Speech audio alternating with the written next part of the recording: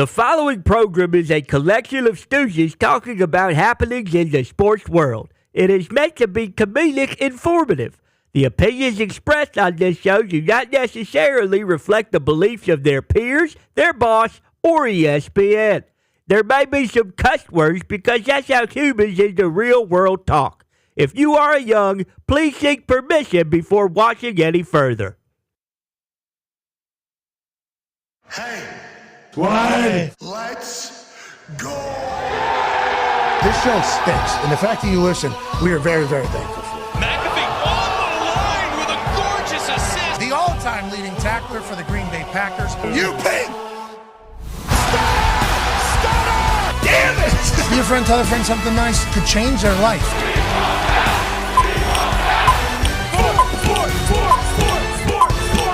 Hello, beautiful people. And welcome to our humble abode, the Thunderdome, on this wide open Thursday, July 18th, 2024. This program starts now. Now is the time to celebrate the oldest golf tournament in the world. Ladies and gentlemen, the 152nd British Open has officially teed off and began at about 1 a.m. this morning here in Eastern Standard American Time. And ladies and gentlemen, an American is in the lead. Roll Tide. Justin Thomas is currently leading the 152nd British Open over there. Roll Train. And obviously this is a massive one. Tiger Woods is playing. He's feeling good. I saw John Daly smoking some cigarettes. He's a previous winner. You got all the dogs golfing. Brooks Koepka's out there, bogey, then 4 straight birdies. Allegedly, the course has been kicking people's ass, but this is one of those big ones where everybody's playing, so we should be in for a great weekend of golf balls and golf sticks. Now, DeChambeau was on his way to about a 20 over this morning. Hopefully, he'll be able to figure it out, but we're excited that the golf is going to carry us at least for the next 4 days. Also, conversations about everything happening around the sports world. So much so that we're even going to be talking flag football today. Okay. Yeah, the championships are right around the corner. The NFL flag championships are carried around the corner. Peyton Manning will be joining us in about 14 minutes to talk about that. Receivers, Omaha, you name it. And it should be an incredible day. I also believe there'll be a man who has an incredible accent joining us in the second hour. David Feherty. Oh, yes. Once came fourth in the British Open. Obviously, he's the live golf commentator from Ireland. This tournament's in Scotland. Couldn't find any golf people from Scotland to join the show. Yep. David Feherty from Ireland. Similar. We know very different countries. And then within Ireland, there's even, but I'm just saying, we can't wait for that in the second hour. Hopefully, he'll learn us up a bit. The Talks at Table is here at Boston Connor, at Ty Schmidt. Con man, you came in here today and you were like, I'm not even going to say what I want to say about NCAA 2K College Football 25. I'm not even going to get into it. Did you play all night? Is your team there? And I want to let you know, I had a chance to play yesterday. Garrett Green is not going to get tackled one time next season. Great. That's what my research is showing me. Everybody's telling me that these 2K numbers are supposed to be legit. This is supposed to be the most realistic game that college football has had in some time. I played with Garrett Green as West Virginia, taking on Penn State now. There's a lot of shit you got to do before you get to play the game. Sure. There's so many options of things, and there's just so many buttons you got to push before you get to this moment of Garrett Green going for 80 yards with a juke, a missed tackle, a stride out, and a celebration that all of Morgantown could see and feel and hear. And then that was about it for me. I was about done with the game at about that point because these thumbs are not great. Are you still playing? Are we still bought in? And that is a lot. Yes. That's a lot. Yes, it is. You got to make a decision to get to a point where you can maybe make a decision. Well, you can't make that decision because that recruit actually doesn't like you anymore. That's right. Because you threw 2 picks last game, so that person's out. You're not going to be able to recruit them. You're going to have to go find somebody else in whatever the portal, and then maybe you'll be able to take a snap. And then when you get in there, what button does what? You have no idea. I have a trigger finger button down here now. All of a sudden, in speed, it was too much. I'm way behind the 8 ball because I didn't play growing up. But I could see how those of you who understand all of this shit that is on the screen, all of the so much shit, R1 to play type, R1 to personnel, R1, there's a play clock happening. Oh yeah. There is seemingly 7,000 plays. There's options. this, got to do this before the snap, hold this while the snap's happening, aim here, hold this down this long. When it gets to this point, hit this one, hang on to it. As the arrow's going, want to get to the top. Can't get too close to the top because then it's going to go to the bottom and then you're going to be done. And then whenever you throw it, well, the defense, that guy's fast. You got to know he's fast. Before you snap, you got to know he's the 92. Well, how the hell was I supposed to know? Well, you got to hold R2. When you hold R2, it comes out. It's like so much shit, okay? Yep. I don't know how you gamers do it, but I can see how you'd love that game. I felt like I was GG running Wild Brother myself. In my palm, I was Garrett Green. As we were running down the sideline in Morgantown, I reminded myself of running 110s in a summer workout. And I'm like, look at GG peacocking down there. He did get a little exhausted. I think his little R2 ran out. Yeah. He ran out. The sprint. We need to get a little bit more into A little more endurance. into conditioning. Garrett Green from my research, but that was awesome. I had a blast for about, what was that, like 55 minutes I was on there, played about 4 minutes a game. Sure, yeah. That was, to get into there, that was a great time. Are you still playing, and how do we feel about the game? Oh, yeah, I'm still playing. Playing too much, you could argue. I wouldn't go that far, but no. Having a great time. Dutch Danger and the Utah Utes, we have made it to the college football playoff. We got the 1 seed. We are in the semis going up against Texas A&M. Congratulations. Huge win in the quarters. Jalen Milroe won the Heisman, so I will be, in fact, betting on that at ESPN Bet, hopefully. And also, as much as pressure I've been putting on the boys, I feel like it's kind of seeped into my own brain. I had a dream last night that I was late for a game, and I woke up in a panic. So I don't know. You, as in Coach Dutch Danger, the 5'4", 280-pounder? No. Me as a third-string middle linebacker woke up, forgot my helmet, had to go back to my dorm room, grab it, almost missed the bus. It was actually a nightmare. But no, the game is still fantastic. As it's progressed, there is a lot. I was telling the guys here, going into Bama in the Sugar Bowl, Milroe guarding the runs a lot, and you basically you got to pinch the D-line, you got to roll the backers over the top. That's what I'm saying. There's so much you got to do. You got to do a lot of things to win a game in that. But to your point about GG, I don't think I've ever seen a quarterback, break as many tackles, get out of as many sacks as I saw you yesterday playing, and unfortunately for the West Virginia team, Mitt and Bruce took over, gave up 21 points, and we couldn't really come back from that loss. But no, it's still a fantastic game. 2K got it right. I'm glad that we got the deluxe version. You're not allowed to do that, right? Because you're an actual gamer. I've caused quite a stir here. Well, how? Well, it's either one or the other is what I was told. The one was the one that everybody liked and played and was excited about. The other one is the new one that took over and changed his name. Everyone who actually has played this calls it NCAA football. That's not the name. It's college football 25. So you can call it, NCAA 2K football 2025. You can call it that. That's kind of the name. Yeah, exactly. Because everyone's calling it a different name. But college football is back. That's basically what we're getting to here is, and then we got the media days, which SEC media days is that 2 weeks long? Is it SEC media month? Yes, it's like the RNC. That seemingly hasn't been happening. Exactly. And that's what you were talking about. We brought up the Chrisley family, Todd Chrisley of Keeping Up with the Chrisleys, or Chrisleys is Always Right, or, sure, the cool Chrisley. The one that happened on USA, which I was a fan of, I watched. I guess he actually got 14 years in jail. Oh. So it wasn't like 8 or something like that. Well, he did. Probably do 8 for, good service or good time or whatever. Yeah, I don't know how it all works because, I think 2 days equal one. For my understanding of watching documentaries and Locked Up Abroad and 60 Days In and all of the jail stuff that I watched just to remind myself that we don't want to go to jail. We don't want to do that. That's certainly what we don't want to ever end up doing. I think you get 2 days for every one for good time served, especially if you're in that particular situation. Okay. Now, I don't know which jail he's in or whatever he's doing, but Gumpy brought up his daughter. The reason why he brought up his daughter, it wasn't like she did something on the internet. She spoke at the RNC thing. She did. That was on every channel. Yeah. Did you know? I didn't know that was happening.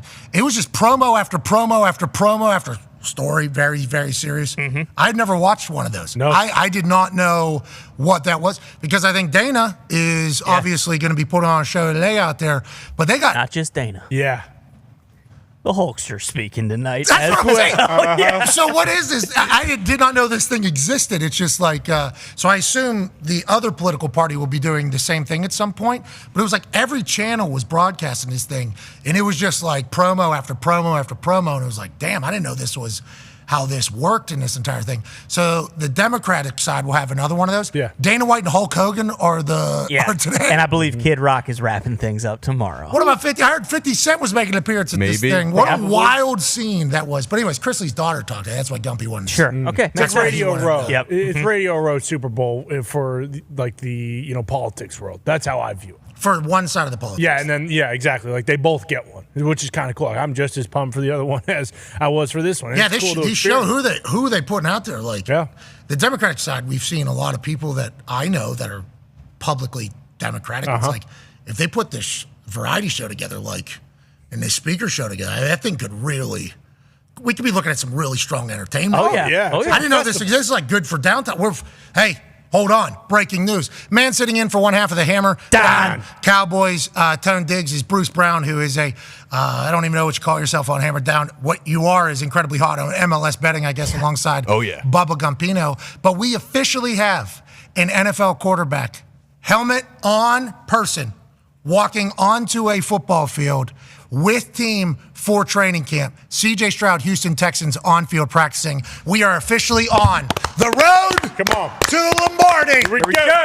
That team right there is stepping onto that field after hearing a speech from D'Amico Ryans that says, hey, our journey to becoming world champions starts on that field today. That has already taken place. That means we are officially in NFL season. Yep. That means we are officially on the road to the next Lombardi. We are officially back. Congratulations and thank you to the Houston Texans getting all this extra time to work in before everybody else. That's Good right. luck, boys. That's right. We appreciate that. For the Colts. We'll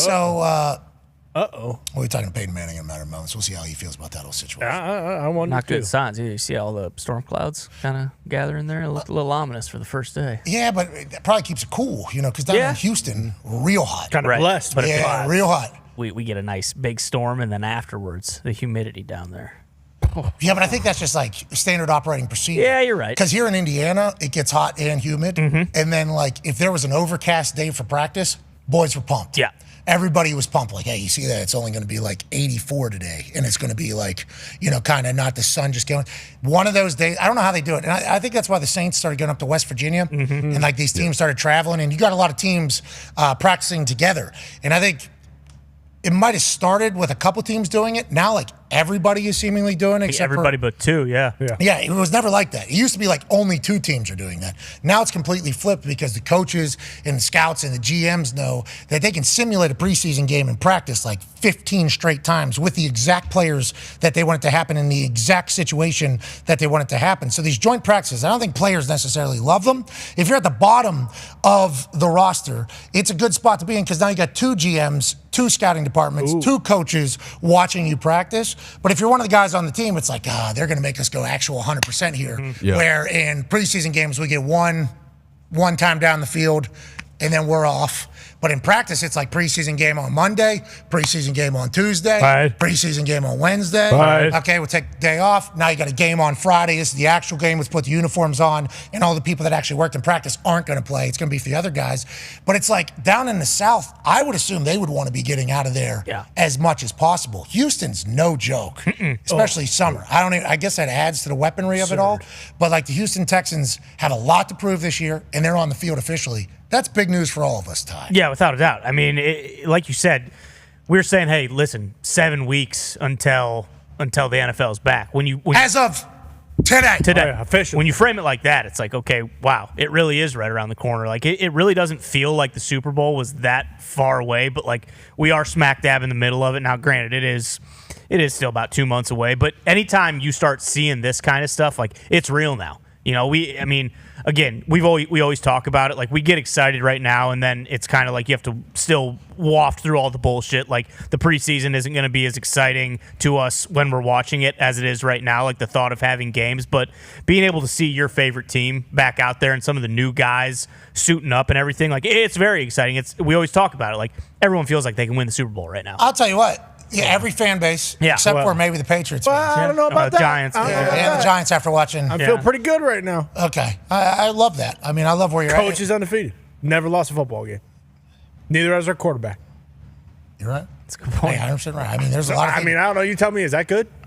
Ownership won all those Super Bowls, too. Yeah. Boom. So there you go. Exactly. We got vets up front, and we got a brand new undefeated coach. Vibes are high right now. You can do exactly what you need to do. Yeah, every team at this moment thinks that they can go on a run, though. Mm-hmm. If this works out, if this team has this potential situation and we're able to stay on track, we're able to do it, that's why it's the most beautiful time of the year. Now, right now, we have to celebrate something that's taking place, though, and that's the oldest golf tournament on earth. To give us an update on the leaderboard, ladies and gentlemen, noted New York football giant fan.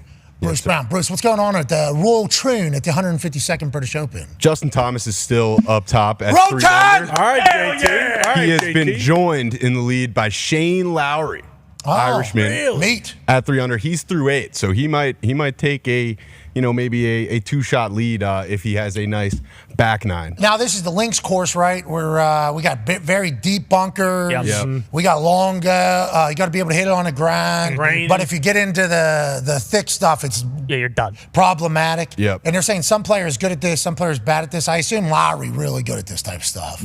Yeah, you would think so. It is different to St. Andrews, where St. Andrews is super wide and the greens are massive. Troon is tighter and the greens are much smaller, but that weather, that easterly wind or whatever it is, the rain. Yeah, Well you got said. it. The Well conditions. got I it. mean, absolutely named it. Yeah, Absolutely you started to dance brutal. outside your sweet spot there. Xander Schauffele there too, 2 under through 9. Brooks had a bogey on the 9th hole, so he dropped a stroke, ended sort of that heater as he turns to the back. But yeah, that's kind of who we have. I mean, going. one guy, a lot of people in the barn already. One guy withdrew on the course. Oh, right? that Because he was was awesome. in the rough. Yeah. He Yeah. basically hit a shot and said, "All right, never mind, I'm done. I'm not playing Cited anymore." a back injury, Yeah. but Bad back. Yeah, bad back. He said, but This guy walks right off the course. it's like, yep, Yep. all right, I'm out. I'm not doing this. It's Yeah. cold. Yeah. No, it's rainy. It's cold. It's Seriously, windy. like, I hate this country. are Get we me gonna home. am I doing this for how many more days? No way. no No. chance. All right. Are you going to walk Yeah, I'm going to walk out of here. see I'm you going at the home. car. Yeah, I've decided it's over. Now the back hurts. Like Rules expert, what are you thinking? Yeah, I fucking hate it. That's what I've decided. Place sucks. The rain, the whole thing. Yeah, I'm going to go hop on a long. Yep. Yeah. I'm out of here. Go to the beach somewhere. I've heard it's beautiful over there. Oh, yeah. I've heard it's a wonderful time. Now, the weather, obviously not, but I've heard, people, obviously, everybody understands how massive this is. 152nd British Open. Crazy. Yeah. Oldest golf tournament in the world. We saw some beautiful spectators earlier. Yeah, Yeah, a lot of Drew costumes. McIntyre there? There's a lot of things happening, and it's a beautiful thing. We appreciate the hell out of it. Joining us now, ladies and gentlemen, is a man who his voting to go into the Hall of Fame, I think, lasted like 6 seconds or 7 seconds or something like that. Yeah. Obviously, a Mount Rushmore quarterback in the history of the NFL, an incredible businessman as well, and, ladies and gentlemen, a man who is taking on ownership of a flag football championship for the NFL. Ladies and gentlemen, friend of the program, stud Peyton Manning. Yeah. Hi. Hey, how you doing, brother? You're muted. We can see you. We can't hear you. We can use AI though. We can use AI to do the lip reading. Oh. You good? Turn that thing sideways. Turn that phone sideways. Is it sideways? Very Can we good. hear me now? Can we hear me? Oh! There it is. Apple. We're in a good spot, baby. We did that thing. Turn that son of a bitch sideways. Let's go ahead and get going. Congrats to your Tennessee team. Congrats to the Tennessee baseball team. Obviously, we saw you and the governor, the mayor, Morgan Wallen, the entire squad. Heupel was out there celebrating, enjoying Omaha. How was that? That was the last time we saw you on TV. You're having a blast doing that, I assume. That was awesome, Pat. I've been to Omaha the past several years. They always have youth baseball tournaments around the College World Series, so my son's been playing in them. So it's pretty cool when you can watch your son play in the morning and go watch your alma mater play at night and to see them win it all. Tony Vitello was voted National Coach of the Year. I saw that today. So awesome moment for the Tennessee Volunteer family, and we hope there's many more national championships to come. Hey, did you stop by? What was that bar they said where everybody's buying the charity Jello Yeah, shots? the Jello shot. Did you stop by there? Rocco's, I did not actually, but I felt like our Tennessee faithful covered we beat LSU's record last year, so Tennessee was well represented at Rocco's. Okay, good news. I'm happy to hear that because once we heard about the record and everything, I actually just projected publicly that Peyton will go in there and buy. Oh, I spent your money for you at Rocco's, so I'm happy to hear that it kind of all worked out. Okay, let's talk about receivers. Obviously, Omaha Productions, season 2. First season was quarterbacks. Second season was receivers. We got a chance to watch it during the break. Obviously, anytime we as football people get inside access to football stories and more football stuff, we're going to love it. How'd you feel about the receivers edition of the program, and what are your thoughts going forward? It was awesome, Pat. I really appreciate Justin, Devontae, Devo, George, and Amon-Ra kind of giving us that access, right? Taking viewers behind the scenes of what it's really like to play receiver in the NFL, just how smart you have to be, how much you have to study film like a quarterback, how tough you got to be to getting hit across the middle, how much rehab these guys put in to get healthy, to get back on the field like Jefferson did. So, look, I've always known that. I've had great respect for receivers because of the guys that I played with, Marvin, Reggie, Demarius, Emmanuel. These guys work so hard. I saw it every day. I'm not sure everybody else realized just what it takes to be a receiver. So I thought it came out great. Those guys had a great experience. Look, it started with quarterback, Patrick Mahomes, Kirk Cousins, Marcus, let us do it.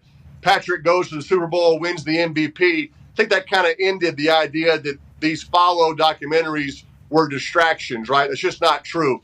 Caitlin Clark and Kiki Rice and Camila Cardozo let us do it for full court press for women's basketball.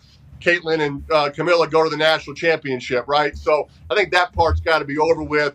And I think it's just cool for the viewer to go behind the ropes in different fields to see what it's really like. Yeah, and we appreciate you utilizing, and you're Peyton Manning. So I know that to you, it's like, I'm dad, like that whole shit. But like, you're Peyton Manning, okay? We all understand that you're that. So you presenting these things to people, you're going to get a much more likely chance of saying yes. So us as sports fans, I would like to represent us and say, thank you for garnering and getting us all of this access. Because there's some incredible moments from season 2 of receivers that I don't think a lot of us would ever understand. You're talking about the workload. You're talking about the hangout. You're talking about the business stuff that's taking place. You're talking about following the stories. Like our show was in there. Shout out to you guys for putting our show in there a lot, but like players following the stories throughout the year, it's like, no, we think these things, but like getting the actual access to do it, there's not a lot of people that can do it. So we appreciate you kind of utilizing your opportunities and making it happen legitimately. Well, I appreciate that. And like I said, look, I'm all for growing the game. And I think if this brings more interest to the game, that's a good thing. Netflix, people are watching this show all over the U.S., outside the country. And NFL Films obviously is the best partner to help, make these things happen and the trust they have with the players and the coaches. Really proud of how it came out and hoping to do another season next year, Pat. We're still kind of trying to decide what positions to do. Punters are in play. They're in play. I'd say not super high on the list, compared to maybe some other positions, but we'll see. Kicker, right? I was proud of the way receiver came out. Everybody says, you got to just do quarterback again. It was cool to do a different position. Yeah, and I think humans matter. The position group, certainly it's good to learn about, but the humans matter. We were brainstorming for you guys the other day, if you were to continue to move down the path of going to a different position, like D-line, defensive end, because you and I both know defensive line rooms. Now, different room, different breed. Oh, awesome. Those rooms are, you weren't able to do it because obviously you were working every time you were in a football room. I had a lot of downtime, so I go ahead and just poke the head into the D-line room. It's like what the conversation's happening in there. Obviously, we're curing the world's problems, but also the amount of shit talk and everything. And then you think about the superstars that are in the D-end, outside linebacker, pass rush.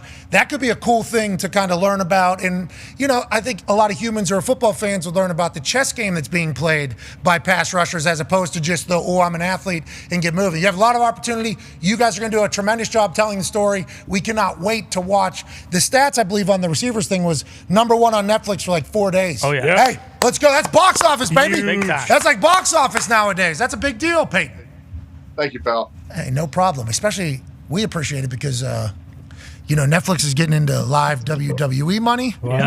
And live NFL money. What? So you just keep on hammering NFL stuff home over there on that. Okay, Sheriff? All right, let's keep going. Let's keep doing that. No, I'm joking. But it does seem like it's a fantastic. Let's talk about the NFL flag championships that are taking place. Obviously, next Olympics, flag football will be a part of it, which is going to be awesome. And if it's anything like our Team USA team that we put out, a couple weeks ago when we lost to Japan by 21 points and then we lose to Austria. That can't be happening, obviously. But let's talk about this NFL flag championships. I think flag football is such a phenomenal entry point for the sport of football. I think it's a great thing to work on technique. I think it's a great introduction to play design, talent, and I think it's made wide receivers, DBs better in the NFL and also college and high school. Why is this something you wanted to be a part of with Toyota and NFL and the flag championships, and what should we look forward to? Yeah, obviously kind of following the mode of the Little League, World Series, wanted to bring that to flag football for both boys and girls, and it's this weekend in Canton, Ohio, and to partner with the NFL and, RCX and ESPN. It's another way to grow the game, Pat.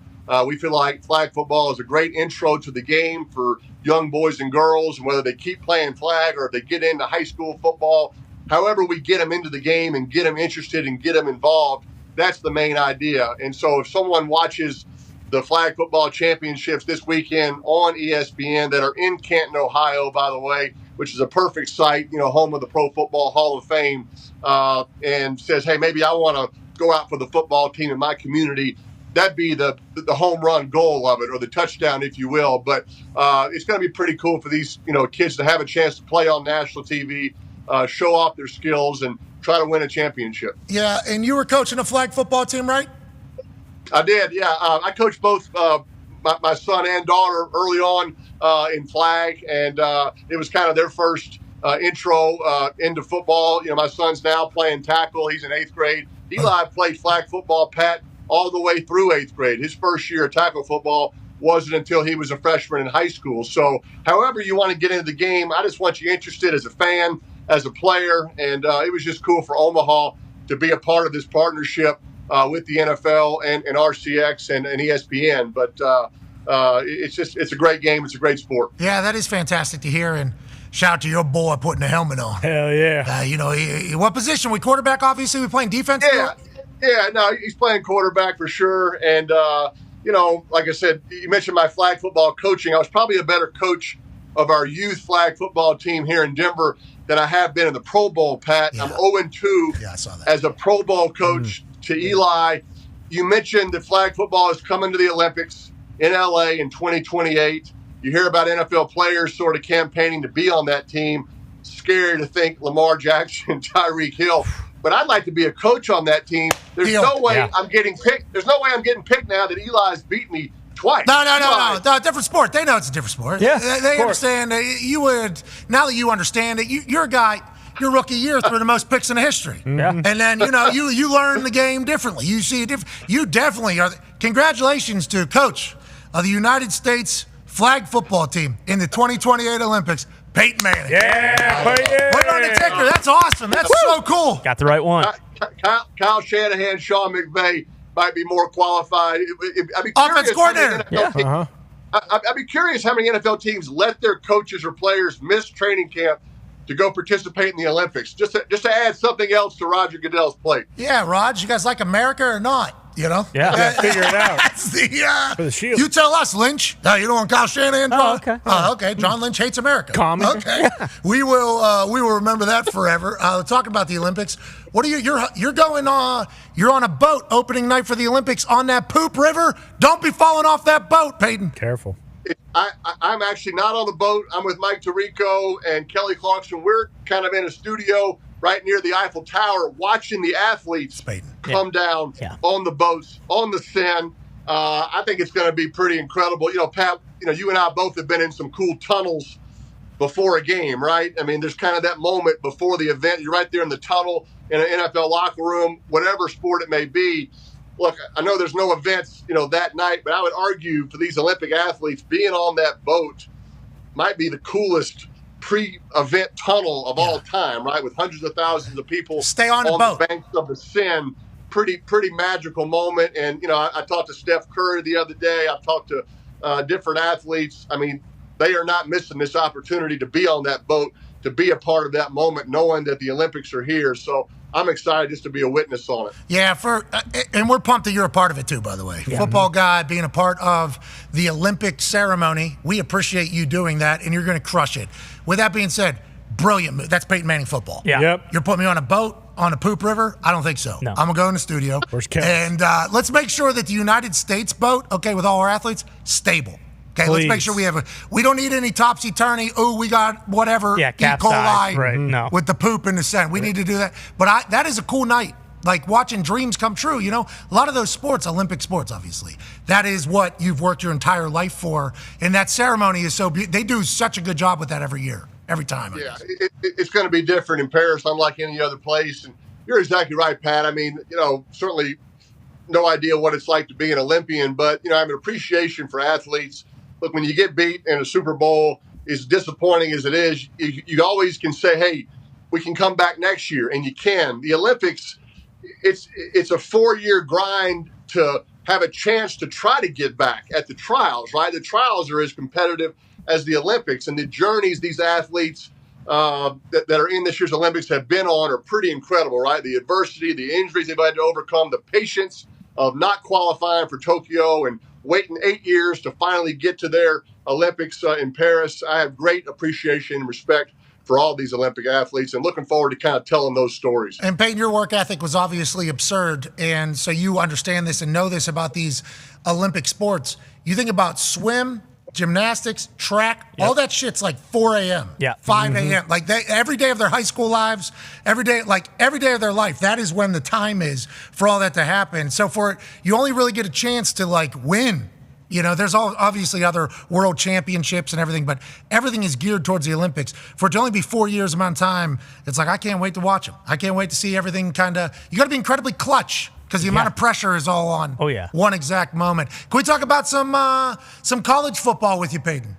Yeah, sure. Let's do it. Connor has a question for you. Your answer, your name, your family, your father, your brother, your nephew, big part of the conversation. Go ahead, Connor. Yeah, Peyton, obviously it's SEC Media Day / week now with everything going on / month / entire year just because of what the SEC is. But with Texas coming in, Oklahoma coming in, obviously it's going to look a little different. Saban, he said, hey, Texas isn't going to run the SEC. And then all of a sudden he's picking Texas to play Georgia in the SEC championship. How do you think it's going to change kind of college football with those two teams joining the SEC? And then are there any wagers maybe, friendly little, hey, if Texas loses to Tennessee, Arch, you're going to have to wear my jersey for a week? Or what's going on there, do you think, with the SEC in Texas?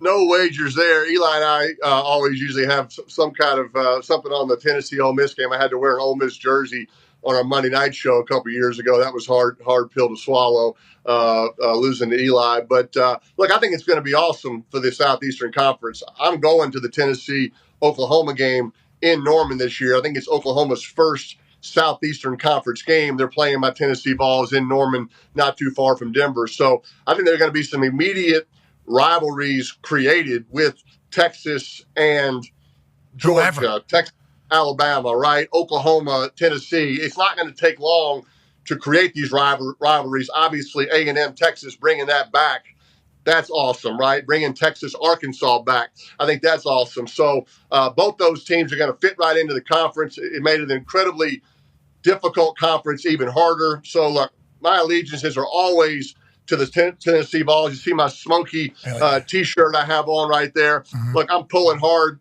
for my nephew. I'm proud of him, how he's handled himself at Texas, and looking forward to, watching him throughout his career there. So I've always been an SEC guy. I visited lots of places out of high school. I went to Notre Dame. I went to Michigan. But, my final three were kind of all SEC schools, right? Tennessee, Florida, Ole Miss. I knew that's the conference I wanted to play in. My dad played in. Eli played in, and so I'm proud for my nephew having a chance to play in this conference. Obviously, Jesus Christ, okay, like that, never ever, but it is a religion down there. It really is, and I think that is what I've learned through College Game Day. the most? Like, obviously, watch the games, the primetime games down the SEC, but growing up in Pittsburgh, that's an NFL town, that's not a college town. I go to West Virginia, our team really good. So as soon as I hear all the SEC, it's different in the SEC. It's like, all right, Pat White will go run for 250 against you guys. Did Georgia, did Mississippi State, did like just Auburn, did like he did that. So for me, it was not like the easiest to just like understand what it is in the SEC. Then I joined Game Day and I get dropped in there and it's like, holy shit, it is different down here. It is very much a religion. It's like, hey, generations have done this. And I think it's because there isn't as many professional sports. The NFL maybe doesn't have as many teams. You grew up down there in Louisiana and in SEC country. It's just different, always has been, always will be. And that's seemingly the message that Sankey's continuing to say, too. Yeah, I agree with you, Pat. It's just not, it was fun to play at Tennessee at a place where they were talking about it year round, right? They're talking about the recruiting class in February, right? They're talking about how spring practice is going. I love playing at a place where everyone cares about it, right? The players, coaches, all the fans throughout the state. And, when I went to Indianapolis to play for the Colts, that was probably the coolest thing to sort of see this transformation there in Indianapolis of becoming this football town and state, right? 1998, when I got there, Indiana basketball was huge, car racing was huge, and to see Edgerrin James and Marvin Harrison and everybody kind of help turn it into a football town, I was comparing it to my Tennessee experience where it was year-round. I think everybody wants to play in a town where it's a year-round thing. There's a real passion for it for the fans, and there's no better passion than in the Southeastern Conference. That's a fact. People care, man. People do it. That's all you want to do. You want to play in a place where people care. Yeah. That is legitimately what the goal is because that drives you a little bit, motivates you. And then obviously wins and losses are what everybody's working towards and helping your team. But like whenever you're putting a community into a place of betterment with your success, it's like that is what sports are here for. As you froze there, had a good blink in the middle of your entire time. Do you think there's a chance here now, Peyton, with college football and college sports as a whole? Because like Big Ten people just heard what you said, and they're like, in the South it's this.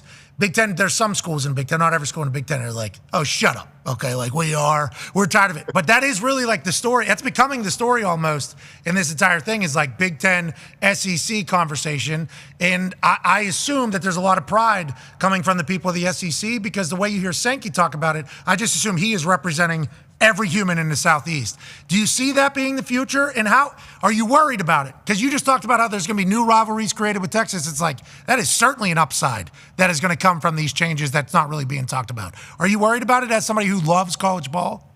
Sure. I mean, look, I want it to be competitive all the way across, right? I don't want there just to be one conference that only those are the only teams that fans are caring about, right? So, we just had our football camp, our passing academy. We had 45 college quarterbacks from all over the country, and you kind of get to know them and you pull for all of them, small school guys, conferences all around the country. So, I'm a fan of college football.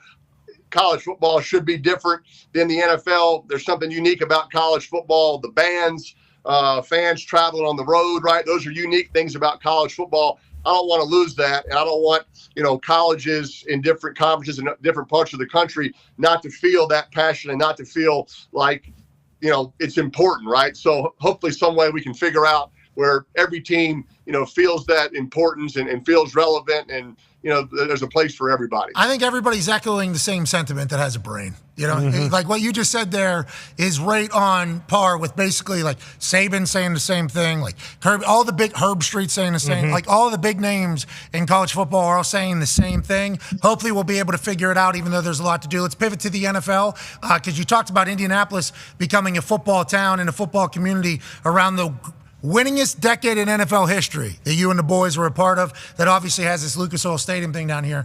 Okay, we had a little bit of a thing, okay?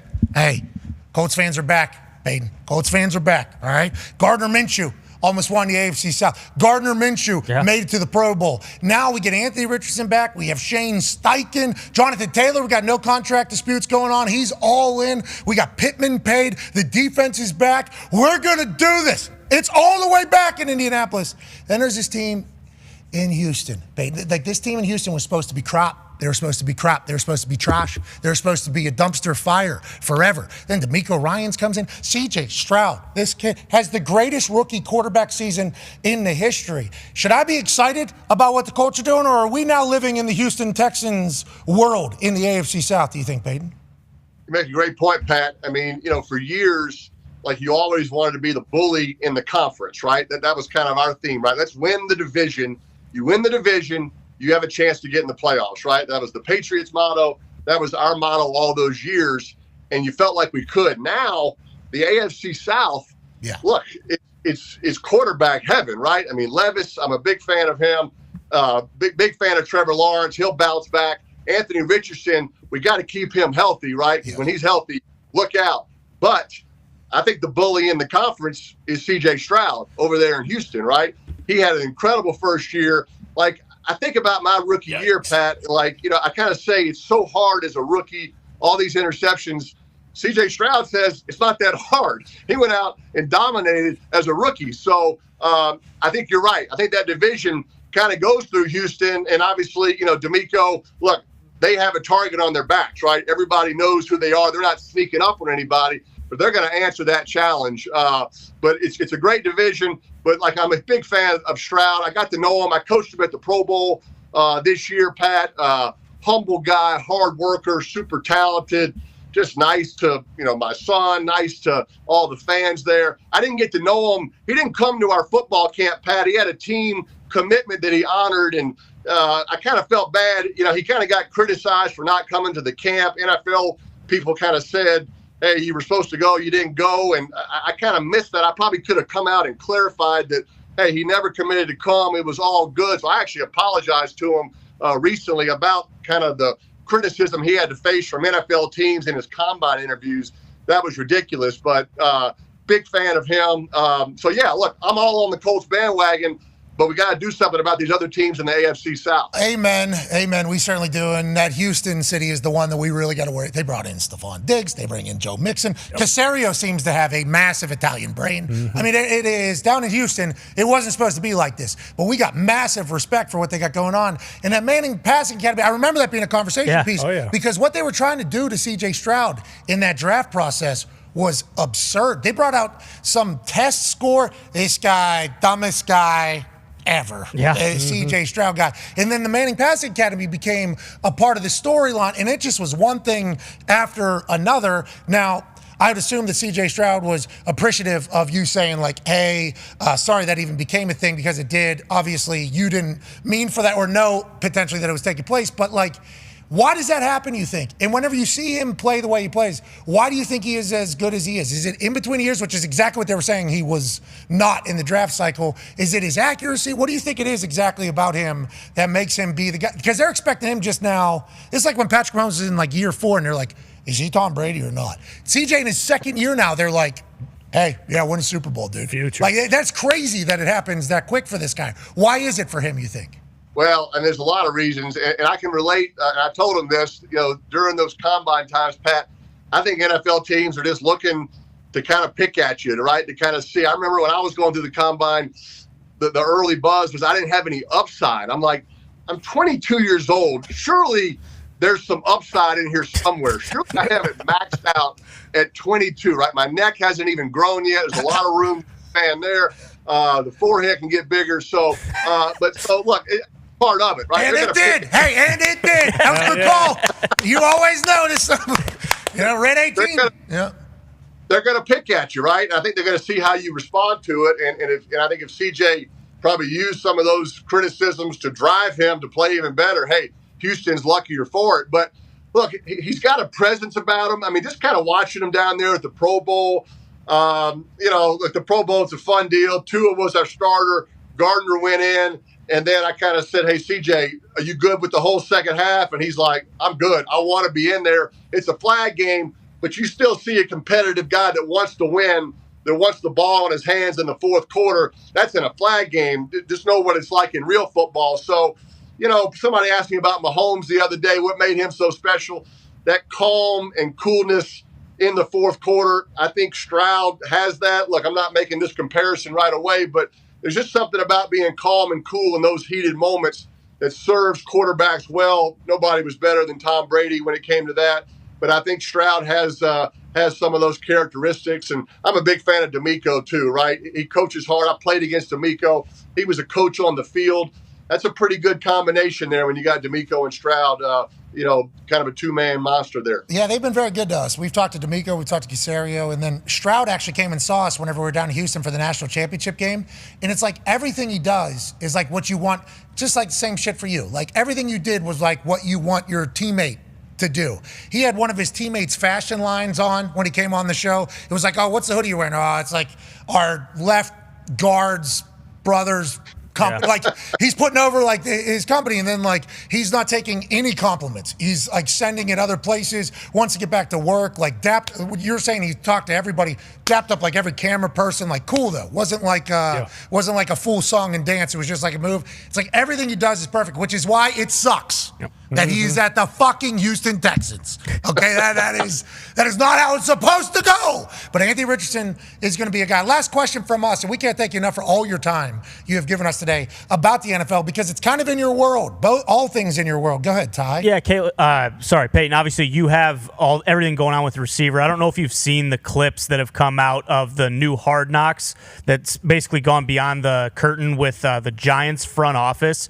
Pat mentioned, how players in the NFL like enjoy this part of it because they always wonder like, hey, what are these guys? What is the head coach and the GM and the owner like? What are they really saying about me behind closed doors? I imagine that you were always privy to those conversations and probably involved with them. But does it surprise you how much kind of unprecedented access fans are getting of like a conversation between a head coach, a GM, and an owner when they're trying to construct the team? And it's typically stuff where you'd assume like, hey, these guys don't want anyone else on the planet to know about this, and we're getting to watch it unfold pretty much unedited every single week. Like, does it surprise you where the NFL's going with this kind of unprecedented access?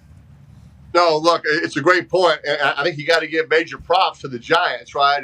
And Joe Shane and Dable for allowing that access, right? Joe Shane, his son's a young quarterback. He comes down to our football camps. I get to talk to him every year. And look, that is not easy to do, to allow that access, right? And these Saquon Barkley conversations, that's real and raw.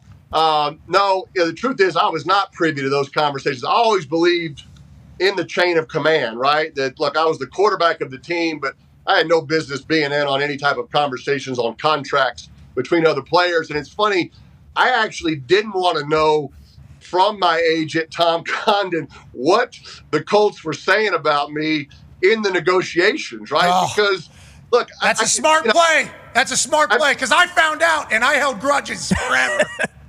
Because, look, Bill Polian, I take a bullet for Bill Polian, but I imagine in those conversations, he's probably saying, he doesn't really throw that well to the left. The deep ball, it wobbles a lot. I'm not sure it's really worth that extra, $1 million you're asking. Like, I don't want to hear that. Let's just block it out. It's funny.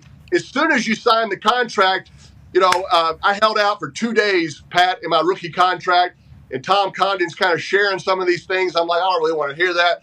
I signed my contract. Bill Polian drives me to training camp. He and I are best friends. We're hugging it out the whole time. So I think that's good advice for all players. You don't really need to know everything they're saying about you in those negotiations. Let's get it done, and let's go try to win a championship after that. Yeah, that's smart, because I heard the things that were said about me, and then I was franchise tagged, and then I got to go into the building with this guy who just cut all my friends, including this guy. So it's like, this fucking guy. So it was, I think that's a great piece of information right there. Legitimately. I think that is a nice piece of information. We try to do it here in the office. One of the boys will see something that's written terribly about me, like saying terrible things about me, and they'll be like, hey, you want to hear it? I'm like, nah, don't want to hear it. I don't want to hear it, because I don't have to hate that person forever. Like, that is how I operate. So we just kind of move. That's a smart play by you. Very smart. Speaking of like negotiations, hey, you still got it at all? These contracts, and I know you're good. Oh, man, if Archie and Olivia could have just had us a little bit later. A little bit. Hey, but you know what? I'm for it. I'm for these guys. I'm for the, I understand older quarterbacks that, maybe did, but like Johnny Unitas, Joe Montana. I mean, they paved the way for my generation. And now if, Brady and Breeze and helps, Joe Burrow and Justin Herbert, Lamar, I'm for it, right? And just keep growing the game. Look, we need great quarterbacks in the league. It makes the game better. All positions need to get better. So I am pro current player all the way. I'm for it. I'm excited to see what they end up doing with it. Like, is there going to be a quarterback club again, I wonder? Because the salary, like, how's the new CBA go? Because the percentage of cap to the quarterback versus like what it's going to be, and obviously if you have a quarterback, you gotta. Like, that is how it goes. I'll be intrigued to see how Roger and the NFLPA kind of move forward with that. But money's good for everybody. Caleb just got like $39 million guaranteed, allegedly. Hasn't signed it. That's old CBA money for like number 1 overall. That's like old CBA that they thought they kind of cut back. We're back. We're all the way back for the rookies. I appreciate the hell out of you, Peyton. Appreciate it, Pat. Thanks for having me, man. Always fun to talk to you. Hey, you going to Canton? Yeah, you got a little team going in the Hall of Fame. You going to be there? Yeah, I'm heading over there. So it's the same day as SummerSlam, WWE SummerSlam, which is in Cleveland. So as soon as SummerSlam's over, I'm coming to Canton. Perfect. Yeah. Perfect. Dwight Freeney, man. The best teammate. What a great player. Honored to see him going in. Hey, Peyton, how good he was, and you were obviously a notorious good teammate. So is Tom Brady. So is Patrick Mahomes. Seems like that is a trend of everybody who is good. You have to be a good teammate, because if your teammates know that you care and that you're a part of it, it's going to work out better. And I think you've always had, and I think Archie put that into your head too, like, hey, we're having beers with the boys, we're hanging out, we're human, we're in this entire thing. Freeney was making like $1 million a game, and they weren't even playing him. Like after the last year after you left, and I'd known Freeney now for a little bit, and it had to be eating him up inside, because he would still go on to have like another 8 years of success. And he was just like the consummate teammate. We're talking like getting water for people, like doing that entire thing. And it's like, this guy, Hall of Famer, changed football legitimately. Bill Belichick came out and said like, hey, we created like the chip block basically for Dwight Freeney. And it's like, the thing that I always loved about Dwight Freeney is like how good of a dude he was. Like always just such a good dude. So we got a good one going into Canton next weekend. Yeah. 2 weeks. Great teammate. I was thankful every day of my career, Pat, that Dwight Freeney was on my team. I didn't have to play against him. Belichick hated Freeney. Brady hated Freeney, which is in the ultimate complimentary way of hating someone, right? And he just had that motor, that great game against Jonathan Ogden probably put him in the Hall of Fame, where Ogden's like, what am I supposed to do with this guy? So happy to see Dwight get honored, and it's going to be a special weekend there in Canton in a few weeks. All right, well, keep it going until I get there, I've heard those things go a little late. Let's keep that thing going until I get over there so I can at least have one drink. I appreciate the hell out of you, brother. Stay out of that river, ladies and gentlemen. Peyton Manning. Yeah, Peyton. What a legend. Yeah, we're all pumped for Dwight, man. Yeah, that's sweet. That's a crazy weekend there in Ohio. The Thursday to Sunday. Yeah, Luke Combs is in Cincinnati. Hall of Fame's in Canton. SummerSlam's in Cleveland. There's been potential opportunities at all of them, and so it's like trying to figure out. Yeah, in 24 hours. Which are good things. Obviously, these are good things, but definitely have to show face for Freeney for everything he's done for me. Definitely can't miss SummerSlam. For sure. So the fact that they are a 40-minute drive away from each other is the most glorious thing of all time. Perfect. And I'm going to miss some speeches, which I'm bummed about. Of course. And I would like to be there for Freeney whenever he's talking, give him that hell yeah, one of those. But I think I'm gonna be showing up at like at the right time. The post. I think that's gonna be when that's when you're needed. Probably why I was invited. Yeah. Why I was invited for when I'm gonna exactly get there. And it's like anytime you have somebody that your friends or your teammate going into a Hall of Fame, like that's something you gotta like, hey, hell yeah, brother, you deserved it. Well, and also like when you look at the guys you played with, like this might be your last chance to go to one of these, right? I mean, I don't know. I'm trying to just think of Vinatieri's going to go. Oh, well, obviously Vinny, but I mean, just in the grand scheme of things, it's like it's not like you have all these opportunities to have, like going into the Hall of Fame's a big deal, obviously. Yeah, did Reg went in? I think so. Did he? I don't know. I'm not sure. Should be. Like that is where we he exactly. should be. He should Not be. yet. He is not. So he's been a finalist, I think, and then hasn't gone in. Okay. So like that generation that I was at the tail end of. Mathis probably going to get a nod at some point. Vinatieri's going to get for sure a nod at some point. It's like Saturday because of his impact to the game. Yeah. I don't know if Matt Overton's going to get in, he wasn't a part of that team. He came in with the next generation, but there's a chance, obviously. Saturday going in as a coach or a player? Okay. Both. Well, this guy. What's the scores? Yeah. Will. Bruce, who's leading the British Open, Bruce? Okay, we don't. I mean, he was on the field for the greatest comeback in the history of the NFL. That's what I'm saying. Yeah. Okay. Justin Thomas and Shane. Thank you. That's enough. Thank you. Still at 3 under. Koepka did get a birdie on 10 or 11 on 11 to get back to 2 under. Xander Schauffele is at 2 under as well. But your favorite is the favorite at the beginning of the tournament as well. Scotty Scheffler at plus 425. Xander right behind him at plus 450. Okay, so Scheffler's playing good. Yeah, he's at even. But still, just the respect. That's fine. There was a quick flip-flop there. Xander was your momentarily favorite, but back to Scotty. Yeah, well, that makes sense. And if he's in it, we haven't seen him lift the trophy in a few weeks. I know. It's kind of weird. Hey, did he lose it? Scotty know how to golf. You got to ask the question. He hasn't won in basically a decade. This would be seemingly in Scotty Scheffler years. This is one of the biggest droughts we've ever seen him have. Yeah. Truly. Does this guy suck at golf now that he hasn't won in a couple weeks? Let's talk about some big news out of the WNBA. Caitlin Clark is exactly who we said she was. Mm-hmm. Yeah. Okay. Surprise. 19 assists last night in one game. Shout out. Hey, way to go. Record. Caitlin Clark. I think there was a conversation maybe on this show, definitely on this show, about everything that's happening in the WNBA. Okay? Everything. Yep. A few months back. This lady right here, Caitlin Clark, and I, as a doofus, said 2 words at the end of a 15-minute segment that we put together that laid out basically everything that is taking place right now, including the Fever figuring it out and them becoming a team that actually wins games. Caitlin figuring out the WNBA. Caitlin potentially having a triple-double if there isn't missed opportunities. Well, now her teammates are kind of understanding what it's like to play with Caitlin. They're trying to figure it out. The New York Liberty, I think they're favorites to win the entire thing. I don't know who said that after watching them play basketball one time, boots on the wood, while watching this entire thing. But the WNBA, the storylines going into this All-Star weekend where Team USA is going to be playing against the WNBA All-Stars with Caitlin Clark coming into form completely, Angel Reese seemingly very, very dominant as well in living her life. Yeah. Angel Reese is on a runway one night and then double the next afternoon. Absolute rock star shit out of Angel Reese, the way she's doing it. It's good story, but Caitlin Clark is exactly who we thought she was. Yeah. And that's why we took the show to Iowa.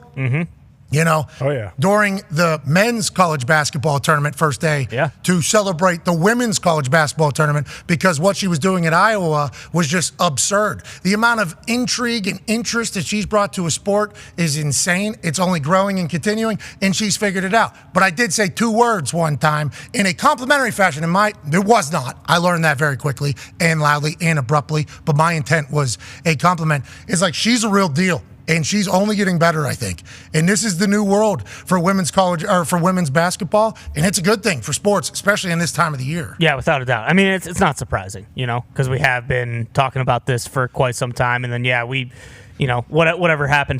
But no, it happened. That's on me, 100%. No, for sure, 100%. And we're past that because you had to make amends with it, but we knew this was going to happen. We did. Just watching her play, you knew it was only a matter of time. Yeah, you're going to have a little bit of a hiccup because it is a new league and the people she's playing against are professionals, and obviously they heard all of the stuff that was being said about her, so they were giving her, she was getting everyone's best shot, still is, every single night, getting face guarded, at the opposite ends free throw line all the way up the court. But while the person was in between shooting 2 shots. Exactly. Yeah. Exactly. But yeah, I mean, just took a little bit of time, and obviously, what was it, yesterday? The WNBA signed a $2.2 billion new media deal, so everything's looking up for the WNBA. And the Fever. Yeah. No, it is. And she should be on Team USA, but that's neither here nor there. Yeah. Angel as well. She turns the ball over. Okay, watch the tape. Yeah. Watch the tape. Don't read the stats. Watch the tape like we were doing until I messed it all up. Hour 2 on the other side with AJ Hawk and David Feherty. Hell yes. I don't think that's his accent. Be a friend, tell a friend something nice that might change your life. We'll see you then. Without further ado, ladies and gentlemen, the commissioner of the NFL. Don't listen to them. No. Roger Goodell. Shut your mouth. I appreciate you. Thank you so much for joining us. You're our commissioner. Don't worry about these bums.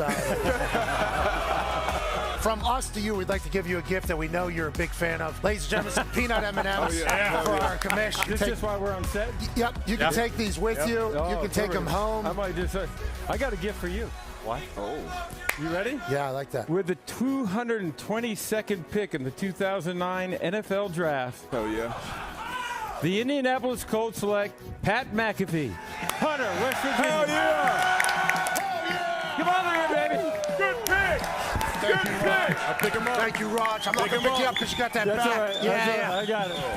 There's your card, baby. That's real. That's awesome. I've been keeping that for, 15 years? You had it in your back pocket this whole time. This is cool. Thank you for this. So whenever we say that you have to answer to 31 billionaires, how accurate is that? 32. Well, you're not counting Green Bay? Yeah. Okay. Because Doesn't count. Big Pop. There's a Green Bay Packers. I didn't know he did. Yeah, no, that was. I don't actually think that way. I actually think I answer to them. I think I answer to the media partners. I think I answer the players. I think I answer the owners too. The idea for me is to try to keep everyone happy. I always say that my biggest job is not to piss off more than 24 owners in a given day. How did you know the draft would be awesome if you traveled it, and did you see this happening? I'd be kidding you if I thought it was going to be as big as it is. We felt like we could be bigger than we were in Radio City. But what happened is Radio City actually put a holiday show in and said, you can't have the draft until June. And that's when we said, we're out of here. So they And kicked you out? That's when we went on the road. Well, Taylor Swift, we know. Well, that's a different kind of influence. How about, hey, listen, a lot of jokes from They're booing Taylor Swift. Yeah, you can't boo. They're idiots. Yeah, you're going to be a part of an album. Wow. Do it. Get a little louder. She is going to cook you. A lot of the internet was saying Roger Goodell was sitting at home through the moon about this. Well, they thought it was part of the script. Yes, everyone talks to her. Yeah, no, There it is. Is there a thought of adding another one, maybe adding another bye week, or are we good at 17 right now? Well, I think we're good at 17 now, but listen, we're looking at how we continue. I'm not a fan of the preseason. I don't think we need preseason. Waste of time, right? And energy. I don't buy it, and I don't think these guys like it either. Well, that's spend full price for the tickets for those games. No, they're actually discounted now.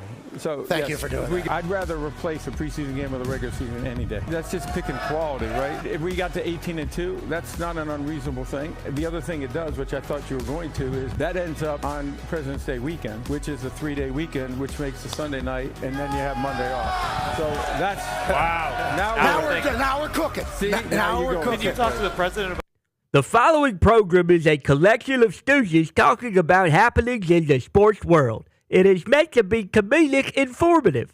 The opinions expressed on this show do not necessarily reflect the beliefs of their peers, their boss, or ESPN. There may be some cuss words because that's how humans in the real world talk. If you are young, please seek permission before watching any further. Hey. Why? Let's go. This show stinks, and the fact that you listen, we are very, very thankful for. McAfee on the line with a gorgeous assist. The all-time leading tackler for the Green Bay Packers, You pink. damn it! Your friend tell a friend something nice could change their life.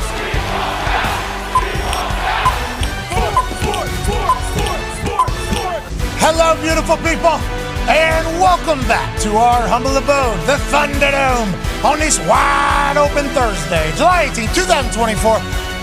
That's where the program starts, and now the British Open, the 152nd version of it, has teed off early this morning, and the golfers are attacking Royal Troon as we speak. We'll keep you updated on that as we chit-chat about everything happening around the sports world. I'm not alone here, no. I'm with the Toxic Table, at Boston Connor and at Ty Schmidt. I like that little split wolf there. Good, evil, what is the... Thank you, yeah. Actually, the reason I wore it was because of Ilya Dragunovsky. I believe he won the speed title yesterday, so I thought, he is kind of the better of two people, so I thought I'd honor him today for it. So you're talking about Ilya Dragunov, not Dragunovsky, just Ilya Dragunov. Shit. He's the new speed champion? I have no idea. As we were coming in, as we were coming in here, I thought to myself, we do talk about sports. Did Ilya Dragunov win the speed title? Yeah, you asked yourself that, and then you didn't find the answer, and you just made the answer. I just know if Ilya Dragunov is in the squared circle. Is this for the title?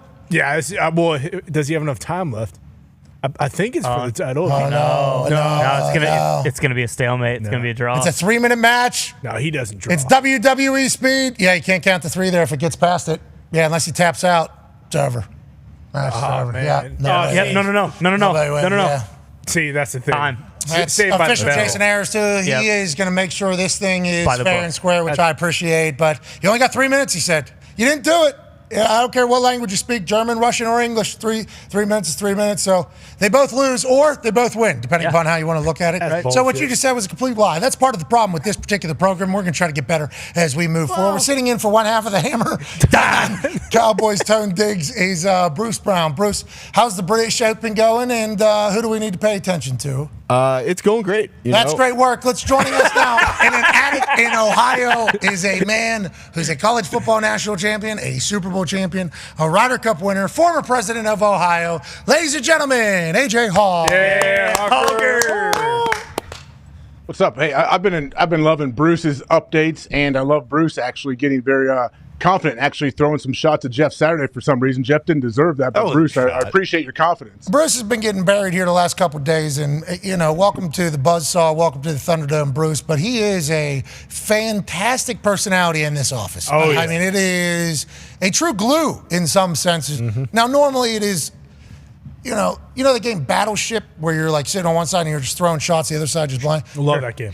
We're playing Battleship with Bruce, and a lot of times Bruce doesn't have any shots back. It's just everybody launching into his kind of world, and every once in a while you'll hit one that Bruce kind of has and you go, whoa, and then he'll take his hat off, and then the hair thing. Great hair. And they'll do an entire, and then yesterday Lombardi was cooking his team, and then he came out, and as he was trying to speak up for his team, he realized everything I'm saying right now, I'm just about to get dunked on and kind of trade up. So Bruce had quite a roller coaster of a few days. He's been doing a great job here with information. That's right. Which is what we're looking for, isn't it? Exactly. And he does sit in the middle. Now that we're thinking about being the glue guy, he does sit right in the middle of the little bar area that we have. I bind us together from Dipshit Island all the way to Thank you for that. We need that. We appreciate you, Bruce. This is Matt Brown. His name, we call him Bruce because AJ didn't know his name, but got an email from him one time, and he said, why is it Bruce guy sending me emails? And now his name is Bruce, and he'll keep us updated on the British Open. Information.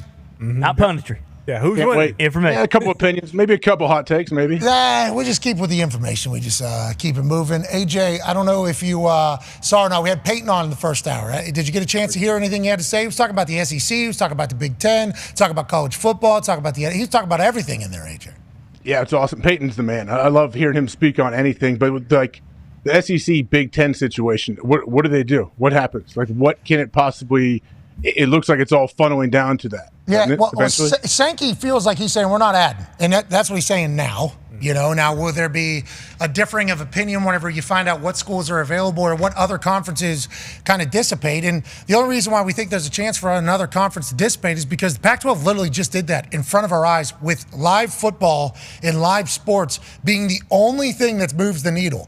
Money is being invested massively in live sports coverage from every single platform that exists right now. And there's a lot more existing right now than there ever has been in the past. All the traditional, old school, linear outlets that have covered sports are still covering sports. USA Network is now covering sports in the Peacock animal. So the amount of people that want live sports, so the fact that the Pac-12 just boom, and they had their best season that they've ever had. Went to the Natty. Kind of opened my eye. I had a little naivety. Naivety? Naivete. Yeah. Yep. Oh, yeah. Really? That's how you say that? Naivete? Yeah, I think there might be a little accent. A French word, How's the British Open doing?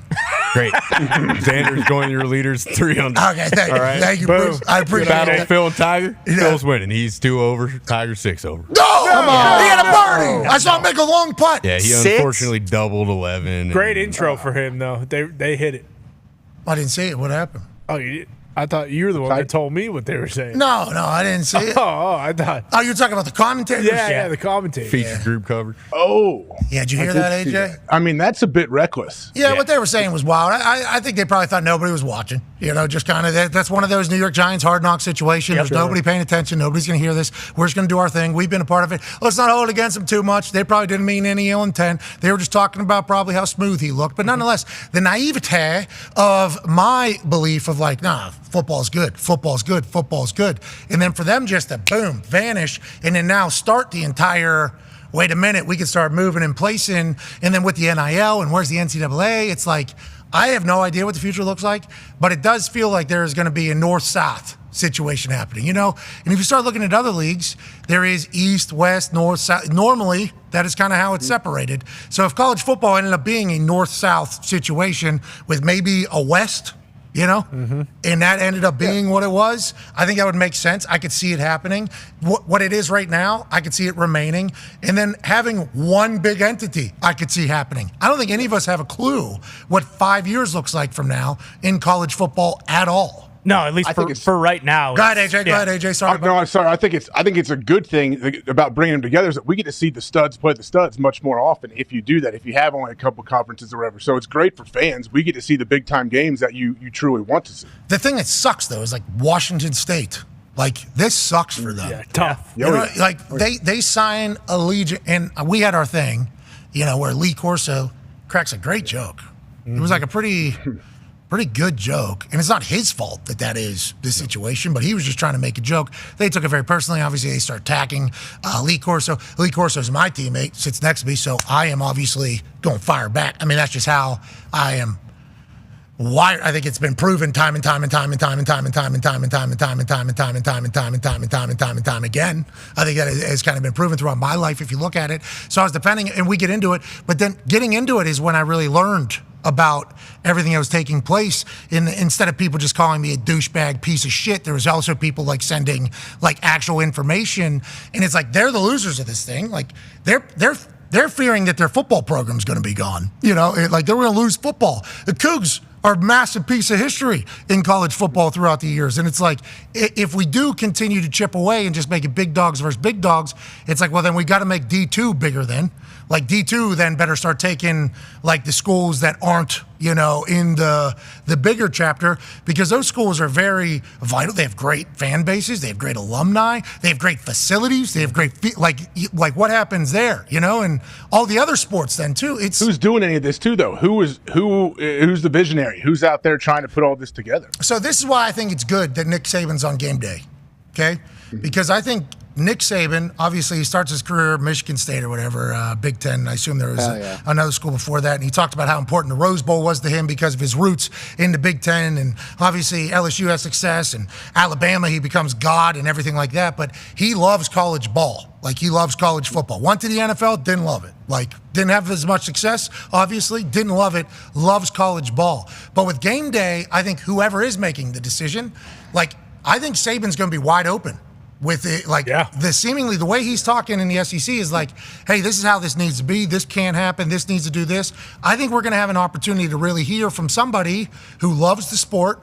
And if you hear Peyton talk, he's saying the same exact shit that Saban's saying and everybody else is saying. It's I think we have an opportunity to really make it great. I think there's a chance that we can make the future still what we love about college ball while adding in the different opportunities of 2024. And ideas have been kind of brought up. You remember what Chip Kelly said. That felt like the easiest solution where it's two separate 64, team conferences with, 8 divisions within each team. If Saban is to say that, that is a much different situation because of who he is, to your point. Yeah, and then Herb Street is obviously a massive. Of course. I mean, I think there's enough people that care about the sport and would, actually potentially die for college football. There are a lot of those people out there. Have them make the decision. You're right. You better consult them, and they better be a huge part of what college football looks like going forward. Bingo. But now they're not going to be for everything that's potentially has to, happy medium, right? Compromise. They got to figure something out. Boom. So I think there is a way that we can do it, but there's so many decisions that have to be made. So many decisions that have to be made, and humans aren't naturally, great at just making being super decisive like that when it comes to big decisions. Yeah, and then this one, like we gave you that one, somebody's going to say, and then this one's going to fight directly against this decision, and then the women's volleyball team at this school is just going to get completely. Because of so many sports to think about too. That's the problem. Oh my God! I mean, it's a never end. I don't know how you fix. I have no idea how you fix it. I think that's why we got to this situation where we're at, is because so many people have gone, fuck it, I ain't doing that. You know, and then everybody's offering up ideas. It's like, hey, this is what we need to do. This is what we need to do. And I hate being one of those people that's like, I don't have the answer, but I can point out all the problems you have. It's like, well, you're no help. You are actually no help in this entire thing. But it's like we're all seeing it the same way. It's just. Who is going to have enough time? That's what it is. Want to. Morally, too, going to have to be good. You know? Yeah. There's Nick Saban's the guy. Looks like Saban's the guy, it feels like. But him and a couple others. And that's where the want comes into it. It's like Saban just had you mentioned it, he's Michigan State, all those schools. He's been doing, that job of coaching, which I'm now experiencing with Dutch Danger. All that energy and time, like he did that for 50 damn years. Like, does he now want to sign up to uniting? Every team of every sport of every college in the country. It's and potentially so like ruin his coaching legacy. Like if people are like, oh well, Saban was an unbelievable coach, but like. This guy ruined what college football. Not that would happen, but there's definitely going to be a sect of people. Yeah, because you linking your name to whatever comes next. Exactly, and also like this isn't going to happen for 5 to 10 years. Like, what happens in the interim? Because we were already talking about the Big 12. Like the Big 12, as we know it right now, is West Virginia's conference. Go but ahead. it's about to cease to exist. Like they're what are you talking about? GG's about to run wild, bro. It's not going to be called the Big 12 anymore. Like the conference itself. Like they've already said, like, hey, listen, we need money, so like. We're not. It's just going to be the Dr. Pepper conference or whatever. Like I don't like that. I forgot we were talking about that. Exactly. So like, what happens if that gets to a point where it's like because the SEC and the Big Ten have kind of already said like we're good on expansion. Like we grab the teams that we want, and if the Big 12 can't come to some sort of agreement to figure this out, where all these institutions can be happy with like their payout or have money to actually operate, then what happens? Like do they just become independents and they have to schedule? I mean, who knows what's going to happen in the next 5 years? Commissioner Sankey, I come to you a humble man. If everything happens here with everything as doomsday people have kind of projected. We'd be honored to have West Virginia in the SEC, okay? Wow. Now, I do know that West Virginia actually, the state itself, left Virginia so that it could be a part of a Northern Eastern Conference in a particular battle that was, not as long ago, but, back in the day. But we would love to be a part of the SEC if this all comes to fruition. Because the Big Ten was too scared to sign us. You remember? They're like, give us Rutgers, not West Virginia. Do you remember when the Big Ten did that? Not too scared. I think it's more just like... No, that was shortly before you guys were like, we're not playing football during COVID. You remember that? I don't know if that was ever on the table even. It certainly was. It wasn't. They grabbed Rutgers because they said, hey, listen, we want the New York City area, which, let's be honest, no one in New York City cares about A, Rutgers, or B, Big Ten. You better watch your mouth, though. Let's not talk bad about Rutgers. Let's not talk bad about Rutgers. Shiano, man, is obviously on top. They're pretty legit, though. He's the guy for the job. Whoa. They are. They're much better. They're much better with They had Ohio State on the ropes for about 2 quarters. They almost beat Michigan as well. I would like to go back in time because I was nowhere near at the stage that I am now with West Virginia, or where we are now in the knowledge of the entire thing. West Virginia ending up in the Big 12 as opposed to the ACC that's right there, Big 10 that's right there, like any of that as the Big East, which I think should have never broke up. They feel like a Big 10 team to me. That's what I'm saying. Absolutely. Like, we're right there. With Penn State, too. Like, it would have made sense because you kind of have that, like, little panhandle that you could go, like, teams would go to. Like, and Pitt goes to the ACC. It's like, we're right there. Yeah. In like, Maryland's in the, they're in the Big Ten now. Yeah, they are. It's like Maryland, old school rivalry. They're in the Big Ten. Pitt, massive rivalry. They're in the ACC. Penn State, old school rivalry. They're in the Big Ten. It's like there were so many options. So us to end up at the Big 12, I love being there. It's our conference now. We're about to run wild, obviously, all over it and everything. Tell but it to Gundy. Those conversations are all going to take place, and Ollie Gordon is certainly a dog. I mean, that is certainly something. And I can't wait to see GG run into OG. And then Lasisi. Who's going in the Big 12. Joining us now, ladies and gentlemen, is a man who's going to be able to speak about the golf tournament that is currently taking place at Royal Troon. A lot better than we ever would. He once finished 4th in the British Open, has 11 pro wins. He's now commentator for Live. Ladies and gentlemen, David Feherty. Dave! You just locked in. Hey. Yeah, you're frozen. David, you're frozen. We're going to have to call you back, David. We're going to have to call you back. Oh. I thought we were just going to stare at each other there. Yeah. That's what you were going to do, right? We were all on the same page there. We were just going to stare. Yeah. He was complete. Oh, he's got a dog with him now. Jeez. Yeah. Dachshund with him. There's a little dachshund. hey, we can hear you. Hey. We can hear you, Mr. Feherty. How you doing? Yeah. How you doing, boss man? Look, take a look at my wiener. Okay. Yeah, love it. Yeah. Yeah, I love a kiss the wiener dog. Yeah, I love everything. Let's call him back. We gotta call How you doing? We're calling you back, David. We're calling you back. It's our side, not yours. It's our side, not yours. That accent's so nice. You can close your eyes and we're talking to Drew McIntyre. That's why we are going to make this. We're going to make this. So pumped. We are going to make it. The way he speaks is just everything is good. But obviously with the Open, 152nd Open taking place right now, AJ, this is a big one. John Daly. Tigers. Go ahead. I know Tigers 6 over already. Maybe more. 7 over. Shut up over there. Come on, Bruce. What the hell? Just information, Bruce. Don't we need? That's all that was. That was more. Yeah, but you delivered it in punditry style. Yeah. Yep. I didn't mean to. Shane Lowry is your new solo leader at 4 under. Congratulations, Shane. All right, Shane. Okay. What hole is he on? He's on the 11th hole, or through 11 on 12. Okay, he has the back 9 or second 9 or whatever they call it over there. I don't want to upset any of the patrons that run that particular tournament. Has that been more devastating, or the front 9? Is Shane going to catch up?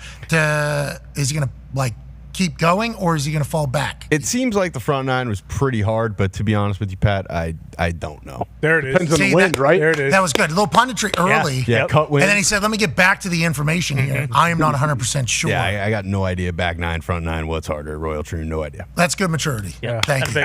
But the cut wind, I did see that clip, AJ. I think you're talking about the Phil Mickelson talking about the different winds on the back 9. See, and that's what Phil Mickelson will do on the internet. He will tell you that this particular dimple of the golf ball shaped this size against the sun at this particular setting, with the moss that is growing on the tree that I see over there and the way this grass is laying, I'm going to have to actually club Dahn 1/8 of a yard. Now, what you need to know with that is if you skip that 1/8 of a yard, all of a sudden you're in the sea moss. And that's what you need not do, especially with the sun here. If we wait this out 5 more minutes and the sun turns and the sea thing moves, then we're able to do what we do. That's Phil Mickelson football. And that is something I think we're all going to miss. We need him to get back into contention somewhere. You know? I know. Think about that, though. If all of that goes through his head before every single shot he hits. Yeah, we suck at that's golf. Exhausting. That's exhausting, I would imagine. That's like that college football NCAA 2K thing. That looks impossible to play. You didn't grow up playing games, right? Video games? No.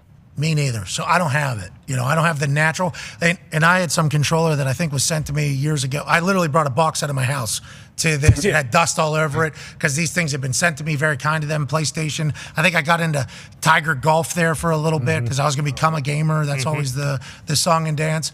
But somebody sent me like a professional controller that's like really good, but it doesn't have the shapes on the buttons.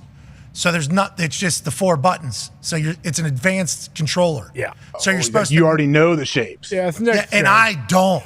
Yeah, that's not a beginner's controller. Yeah, I don't know that. So I'm sitting there and they're like, you need to hit square. You need to write it down. Get someone with really good handwriting that can write with a tiny little pen above each little thing. Onto the plastic thing? Triangle, he square, has the whatever. other controller. It was dead. It needed a charge, and we were just trying to get in there and play. But turns out I'm never going to do it again. You play well though. That's Play how it well. goes. I mean, did you not break 2 sacks and then run 80 yards with Garrett Green? Well, yeah, but I didn't know Garrett Green was good sack to see because I had my eyes downfield. Well, of course. So you actually, if you were to have the volume on this particular video, you'd hear me go, "Oh shit!" That's because I just found out because my controller started rattling. Oh yeah, that I was getting tackled at the time. But GG ran wild, scored an 80-yard scamper. I had a blast. It was fun. I handed over the controller, threw a pick. Handed over the controller, I'm out of here. Yep. Stared down a receiver, it was too much. The amount of decisions you have to make, AJ, just for anything to happen, is so vast. Really? It is so much, and you got to know so much shit so quickly that I think everybody just kind of grows up with.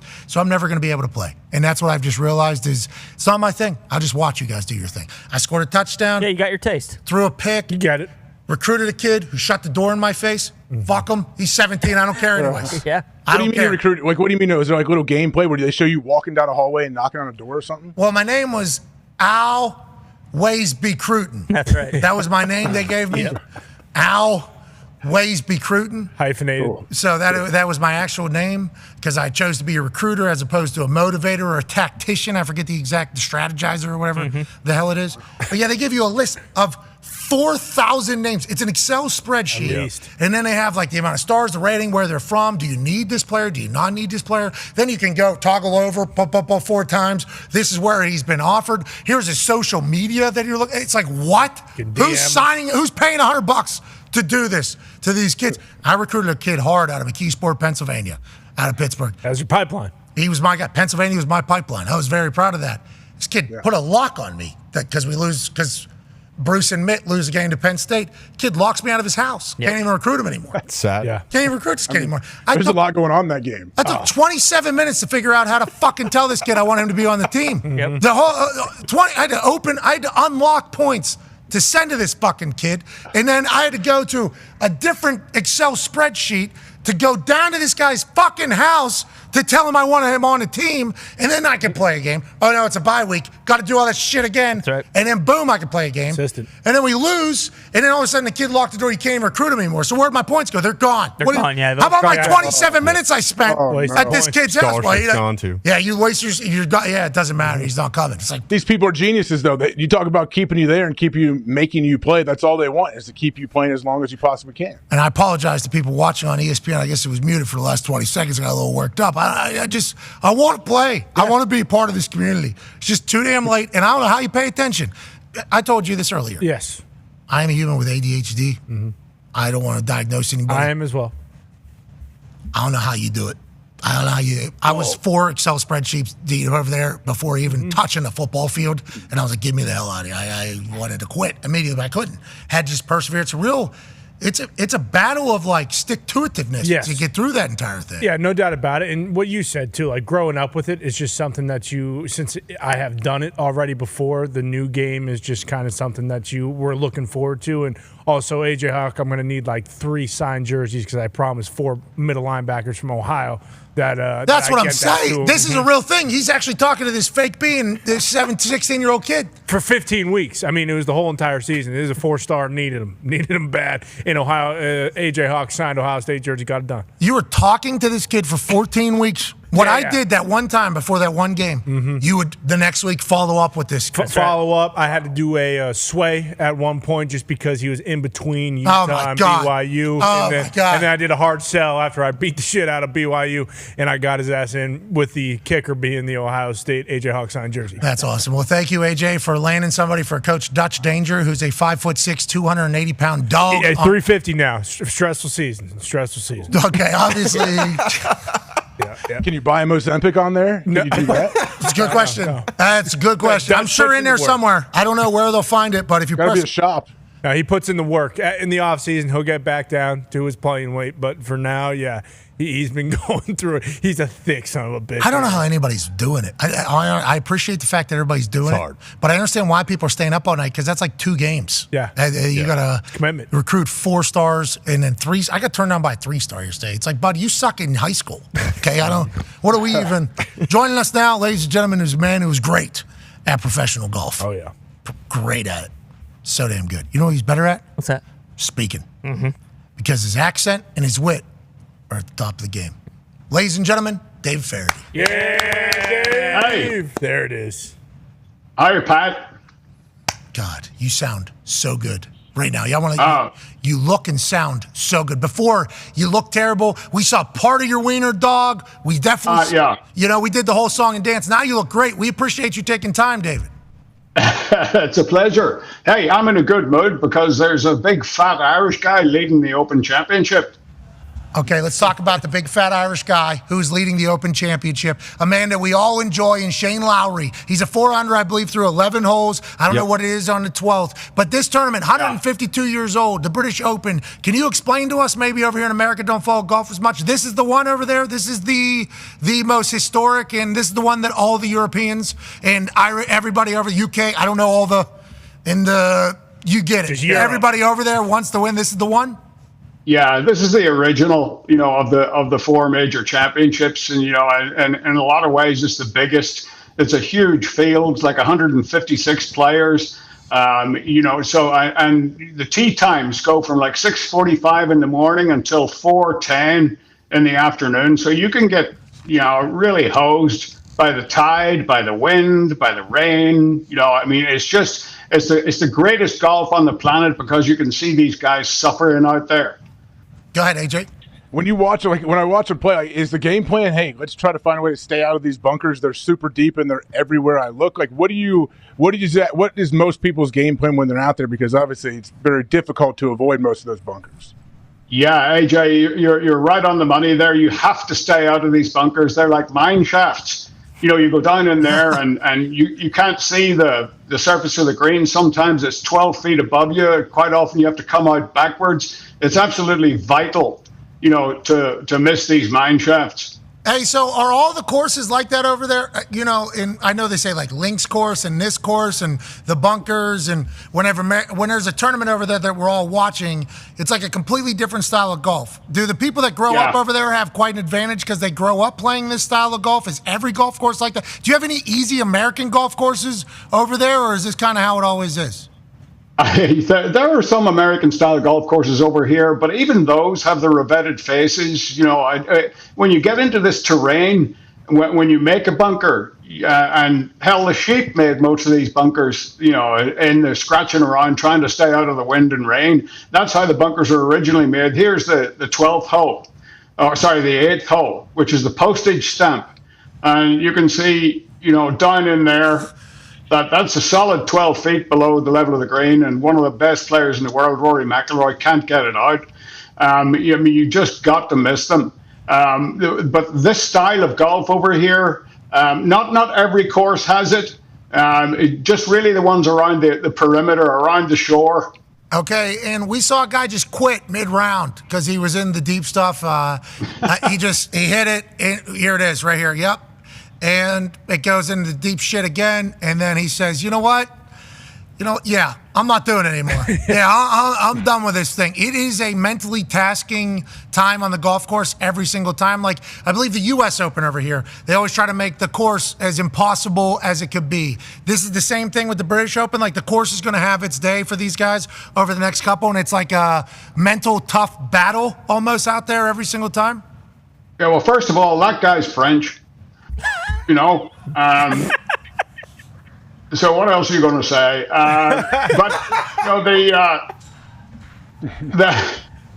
The golf course really is set up by the weather preceding the event. It's nothing else needs to be said. He said, "Did you hear that?" Oh, yeah. That guy, you get it. Paints a picture. Everybody just move along. He's got a bad His back hurt. Back hurt. Yeah. The golf course, the conditions of the golf course are largely set up by the weather that precedes the event. They're not trying to trick it up. Sometimes you'll see Royal Troon or Turnberry or the Open at St. Andrews, where the golf course is yellow all the way through, and it'll play really short. But those are the times that it plays the hardest, because it's so difficult to control the ball. You see the same thing at Augusta. Augusta plays really difficult when it's hard and fast. But that's links golf for you. Okay, well, we'll be excited to watch the Doppler as the weekend rolls on over there at Royal Troon. Bruce Brown has a question for you, David. Yeah, David. So John Rahm struggled a bit in the majors so far this year. He's 2 over. We'll see if he can turn it around at the Open. Is there anything on LIV that you've seen that might be contributing to his struggles in the majors? And is it these damn drones that keep following him around and getting in the way of his backswing? He seems to have that one hiccup in each round, whether it's a bogey in an easy hole or a double bogey, something like that. But he's a couple over at the minute. And, these guys that are 3, 4, and even 5 over at the minute are not out of this. You know, the draw kind of turns itself around tomorrow. The guys that went out early will play later, you know, and they might get the break in the weather, you know, and if they can shoot something low, you know, 6 or 7 under par can easily win this tournament or this championship if the weather stays the way it is. So he brings up John Rahm, and obviously in these big ones and majors, we get to see everybody golf again, including old rivals that made a lot of people golf fans. Connor has a question for you. Yeah, David, do you think that Tiger and Phil, obviously they're, you know, on their way out, but do you think that this is kind of one of those times where it will be the last time that we see them together in a major? And also, do you think that it's impossible now to have a rivalry like Tiger and Phil just because the world's best golfers are split? Yeah, that's a good point. They are. And I mean, it would be difficult to have a rivalry like that anyway, because the standard, those two guys, you know, really set the bar so high. And these youngsters, there's so many of them that are so good that, but it's the same in any sport. You know, if you put a basketball team from the 1960s out against, you know, basketball from the 2020s, you know, they get run over. They're just bigger, stronger, faster, better. You know, and the same thing is happening in golf. The scores are incredibly low. We're seeing 59s on a semi-regular basis. They're hitting it so far. They hit the ball so far. I just got an email from Jack the Hammer Ham, and he told me that if I utilize his hammer, I might be able to hit that thing 400 yards. Guys are hitting it like 380, 390, 400 yards. To your point about evolution and people getting better, and I think that happens in every sport because you learn workouts that are like, hey, this workout is best for this. This technique is best for this. Golf is experiencing that right now. Weren't they trying to do something to make guys not hit it as far or something? Isn't the golf world trying to do that right now? Yeah, there's talk about, you know, rolling the ball back, you know, having a limit on the amount of feet per second, you know, it can travel, you know, off the club face. But you know, from a scientific standpoint, you know, these guys have got forensic statisticians that examine their stats and determine which part of the game they should be working on, you know, what needs a look at and that kind of thing. And we used to go to the bar, for Christ's sake, you know. We did too, David. Too much, probably. Too much. I did probably too much. Yeah. I'm an Irish lad as well. Speaking of, Ty has a question for you. Yeah, David. After Rory's melt in the U.S. Open, you know, and it seems like over the last several majors, it's been like, hey, Rory's finally going to exercise the demons here. He's going to come back. He's going to win this one. And then for whatever reason, he can't get over that hump. Do you think we're at a point where we may never see Rory win another major? Or what will be like the tipping point for him to finally kind of get that monkey off his back and not choke when it seems like everything's going his way and he should win? I think it's a point where, you know, if people stop expecting him to win, you know, that might be the time that he does. He's got plenty of time left, you know. He's, 34, 35 years old? Maybe, you know, but they only play 4 of them a year. That's the only you know, downside of it. You know, so you only get those 4 chances. But I would be surprised if we don't see him win another one. Do you pay attention at some point? Do you pay attention with everything going on in the entire golf world now that you're commentating and live? And is there like a meeting about how everybody feels about everything going on? Because it felt like there was a lot of tension early. And then now it feels like not as much. And then we hear like the rumblings of, well, there has been a deal. Then no, there hasn't been a deal. There is a deal. Feels like the two sides have set their swords down a little bit more. Do you feel that way? And do you pay attention to all the storylines happening everywhere, not just at LIV? Yeah, I mean, look, the PGA Tour and the DP World Tour have got a fantastic product. And it's always been great to watch. You know, it's a great game. We're just a little different. And, you know, as far as the negotiations and all the rest, I'm not privy to that sort of stuff. You know, I watch a monitor and I talk crap, you know, about the game. That's way above my pay grade. Yeah, but whenever you have conversations, obviously you guys all would like to see the golf world better, right? That was kind of the goal of LIV, right? Wasn't it? Like, make golf better than where it was. And that was like the big pitch. And then obviously there was a lot of obstacles early because there was a lot of different things being hurled from every different walk of life at LIV. But then it's like now it seemingly is getting to a point where golf is getting to a better place. Do you guys talk about that? Is that just natural conversation you guys have amongst each other? Yeah, we do, and what we're doing, people are getting used to the team concept. They're kind of a little more invested in it now than they were. We try to emphasize that as well. It's been, look, it was a leap of faith for all of us who joined, 2.5 years ago. And, we didn't know what was going to happen. But certainly, we talk about it. For sure. Yeah, and hopefully it'll take place because these majors are awesome. Yeah. We all agree. And they are. You know what I mean? Like seeing Brooks, because the majors are when Brooks is like, that was actually his gimmick. Yeah. His gimmick was the John Deere Classic is awesome. These people are cool. Great to be here. Thank you so much. When's the Masters? Okay, and he would just show up and dominate as a gamer. So we still get to see that. So that's like still a good thing. Dustin Johnson, though, when he was starting to hit at 360, 370, becoming the guy, was like, that was fun every single week to watch. And with the way Scotty's playing right now, it's like I assume we're all thinking like, hey, we can get golf to a beautiful place. Go ahead, AJ. David, what's it feel like to go into a Sunday of a tournament and to sleep on the lead, to be in first place knowing, hey, I'm teeing off in the last group, I should win this thing? How does that Sunday feel compared to all other days you play? Yeah, it's an amazing experience. It depends. I mean, I take an Ambien, smart, and I always had to. I was one of those ADD kids, but except when I went to school, they called it stupid. Yep. Yeah, you and me, Pat. Oh yeah. Yeah. So, but sleeping on the lead of a major championship is a different thing. Coming into Sunday, I played in, I think, the second last group in 1989 at Troon with the eventual winner, Mark Calcavecchia. And, I was jumpier than a box of frogs, standing up on that tee. So, jumpier than a box of frogs. First time I've heard that. Would be very jumpy. Very jumpy. Because if there's a shit ton of frogs in there, whole box. It's not just necessarily that the box is jumping. Think about the amount of jumps that are happening within the box.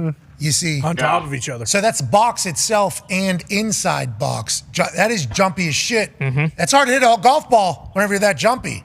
Yeah. To your, if you pick the box up, you could probably tell there were frogs inside it. It's that kind of jumpiness. Oh, I got you. Okay, a lot of rattling. Okay, got it. I was Ambien guy as well, night before games, and then for me, for punting, I'd wake up in the morning, and I assume you did this in 1989 at Royal Troon, especially with how you're describing this golf course. I'd wake up in the morning, and then I'd open the hotel window, and I'd look for a flag flying somewhere around the city, and then if I saw that thing like this, I was like, great, we are screwed today with the wind. And if I saw that thing just chilling, it was like, whoo, we got a great day in this city that we're in. So I assume the golfers will be doing that. They know what the weather's going to be, or is that something that comes and goes? Well, weather forecasters, in the UK are kind of like sports presenters in a way. I mean, they can be wrong most of the time and still get paid. Amen. Amen. The weather, exactly. The weather is just, it's extremely difficult to predict. When the tide turns, and you can see the tide is out at the minute at Royal Troon, when it turns, that wind can swing around, and you can get some players that'll play the front nine downwind, and then all of a sudden they play the back nine downwind as well, which can be like a two-shot advantage. So, they look out the window in the morning for sure, but come playtime, God knows what'll happen. Yeah. I was always hoping that I'd be downwind every time, in those windy cities. It never happened, but when you're jogging on the field, there's like an optimistic thought, like it could turn just for, it could turn for like just 4 seconds. All we need is just like 3-4 seconds of this thing to turn. Those golfers sitting in the middle of it, I couldn't even fathom. Massive respect for the mental toughness you guys have. Keep crushing it. Thank you for making time, David. That's a pleasure, Pat. Lovely to see you. Thanks, AJ. Hey, what's the name of the dachshund? That's Poppy, my tiny wiener. All right. Ladies and gentlemen, David Feherty, we appreciate you. Great delivery. He's the best. What a weapon. Yeah. Legend. Remember his variety show that used to be on? He used to travel around and do all kind of stuff. That was on Golf Channel? Yeah. Yeah, he would do a show on stage, and he's a good dude, he seems like. He's got good moxie, in the him going to live, I thought was a big deal for them. Like that was a good idea. Like classic live at the time. We're going to pay the big names, and hopefully we're going to be able to bring some attention and eyeballs while we're trying to craft how this thing is going to go. Golfers are going to help us do it. Then we're going to get big names in commentary, and he was one of those names that obviously go over there. 2.5 years removed. How do we feel about it? How do we, like D-Butch, obviously. Yeah, I mean, success overall just because of how much change there was with the PGA. I don't know how much with, like, specific live watching success. it. To actually see it, to turn it on and watch it somewhere. That's the problem we got to figure out. The Nashville Live event with Looked Bryson. sick. Yeah, that felt like a big moment And of growth. the social moments are awesome. Like that Abe answer hucking his club last week was so sweet. The drone. The drone. So sweet. Incredible. The Australia, like, par 3. par 3. But I don't think nobody's watching it on a week-to-week basis because it's hard. Darius is what? No, he doesn't. It's hard to find. Well, I think it's obviously different. I mean, if any of us were to go to each one of these pro-ams and play 18 holes with these guys, yeah, you'd be like, I'm watching arena soccer this year. Yeah, exactly. Like the same idea. But I think they'd say it's a success because they've had guys from Live win majors. And that was kind of like the whole thing. It's like, well, this doesn't mean shit because these guys all just took a big bag. And then, like, until they can, and that's what a lot of people said about Phil is like, hey, he took 250 or 500 million, whatever it was. And it's like, now he's shooting 78s and 79s in these live events. Like, he doesn't care anymore because he got broken off so much. He already had so much success on the PGA Tour, but now they got guys who are playing. He was rich already, wasn't he? Yeah, very rich. But now they got guys playing week in, week out on live who are then going to the majors and winning major championships. So it's like it kind of validates the whole thing. I think there's like a honeymoon phase where you get that massive check. I think it happened with a couple different people. Rom's in it right now. Well, he's on the other end of it. I think. Hopefully he's on the way out of it. But it happened to Brooks, I think. Yeah. Bryson, I think, too, and now he's past it. It's like and honeymoon would imply good things, so I don't want to say that, but there's like a phase of it's hard to want to go and box at 6 a.m. when you're waking up on satin sheets type situation that takes place over there. But then I think they get on the course and there comes a time where they're like, all right, let's try to be good. Yeah, I think they always care, but that honeymoon phase, I think, maybe is when they don't care enough to do what it takes to be who they were before. So they might have a little 6, 8, 10-month stretch, and they're like, okay, I got to get back to who I am. Yeah, I'm not doing the 100 putts in the morning before I have breakfast in my bedroom before I don't have to do that, right? I can just kind of push those to later. Yeah. And I'm not saying they're doing that. We have no idea if that's how they are operating. We do not know any of. We are just simply stating that is probably what we would. Mm-hmm. That is probably how. And we've seen people. Right, you've had teammates get paid, right? That you saw were much different. Like it happens. It's probably just human nature. It's a fat pocket syndrome. Yeah. Well, and we also heard a lot of those guys say that a big part of their decision was to make like generational wealth and have their families live better lives, but to spend more time with their families. So it's like that kind of goes hand in hand. If you're spending more time with your family, then you're obviously not spending as much time practicing and at the golf course and stuff like that. Every person, and we've talked about this a lot, we're about to be in Hall of Fame season, every person that is at the top of their professions, normally whenever they get a chance to speak or they're being honored, normally those people don't want to be honored or anything like that. But whenever it inevitably happens, all of them say to their wife and to their kids, I am so sorry I wasn't around as much. But it takes what it takes is kind of the old adage that everybody who's at the top says. So whenever you hear like the full swing show where Dustin Johnson was like, more money, less work. Yeah. Mm-hmm.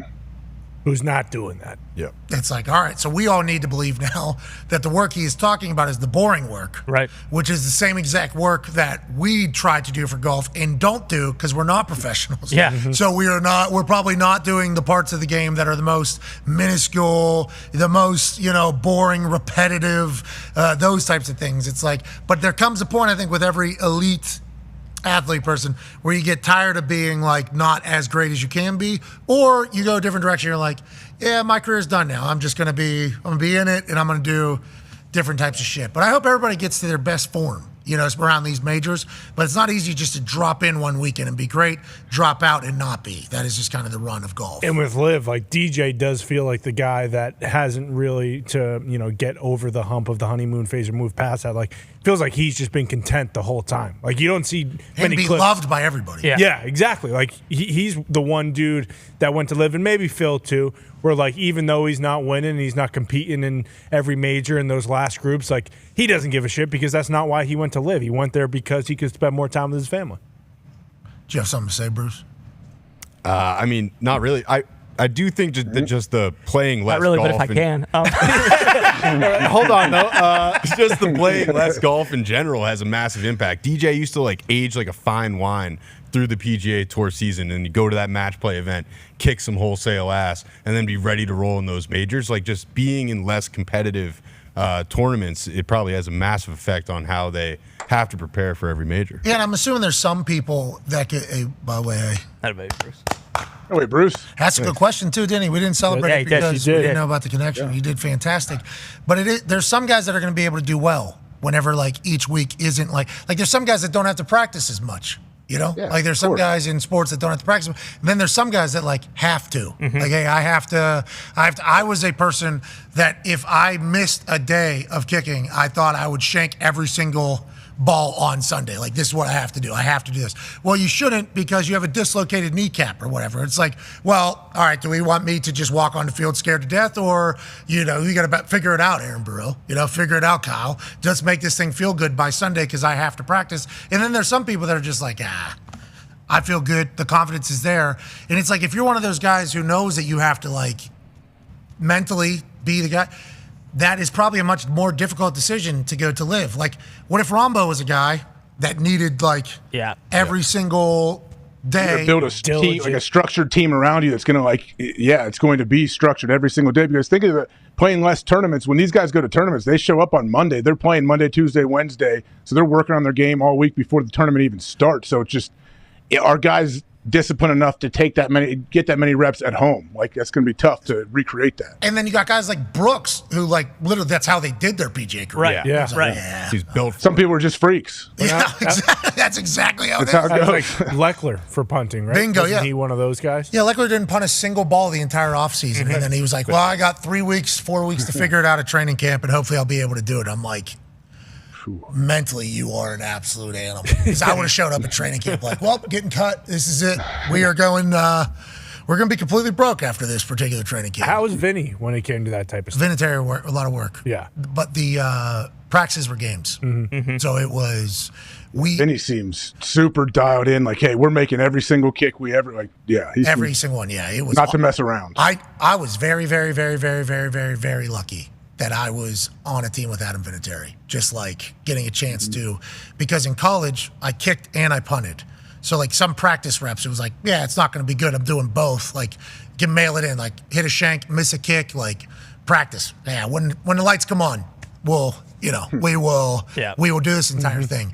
And then you get to the NFL and I do a position that I didn't do a lot. So then all of a sudden I became like the complete opposite. I'm like, well, I have no idea what I'm doing at this thing. So I got to go. But then you watch Adam Vinatieri and it's like, hey, it's not just the amount of reps. It's like meaningful reps. Like, hey, make every rep. Yeah, intentional reps. Like he puts himself in that spot. Yeah. Yeah, like, hey, this is an actual game. This is third quarter right now. We are doing, in his head, he is able to actually. That has to be huge for you to see that as a young player and be like, oh, yeah, of course, this is why he is this guy. Okay. Because I see what he does. Bingo. So then, like, even though punting and kicking have different situations and shit, when I'm working backed up in practice, like, in my head, I'm like, all right, here we go. Like, this is an actual situation. So when I would miss, I'd be so pissed. The amount of fucks that would come out whenever I would miss, and then Chuck would have to come over and be like, there's. And that's your only time, too, during practice, where you're punting in front of everybody. So I would get it. You miss one a little bit. Yeah, man, come on, I got like 30 more seconds here with the team. Yeah, these guys think I suck. Like, I talk a lot of shit around the locker room. I need to,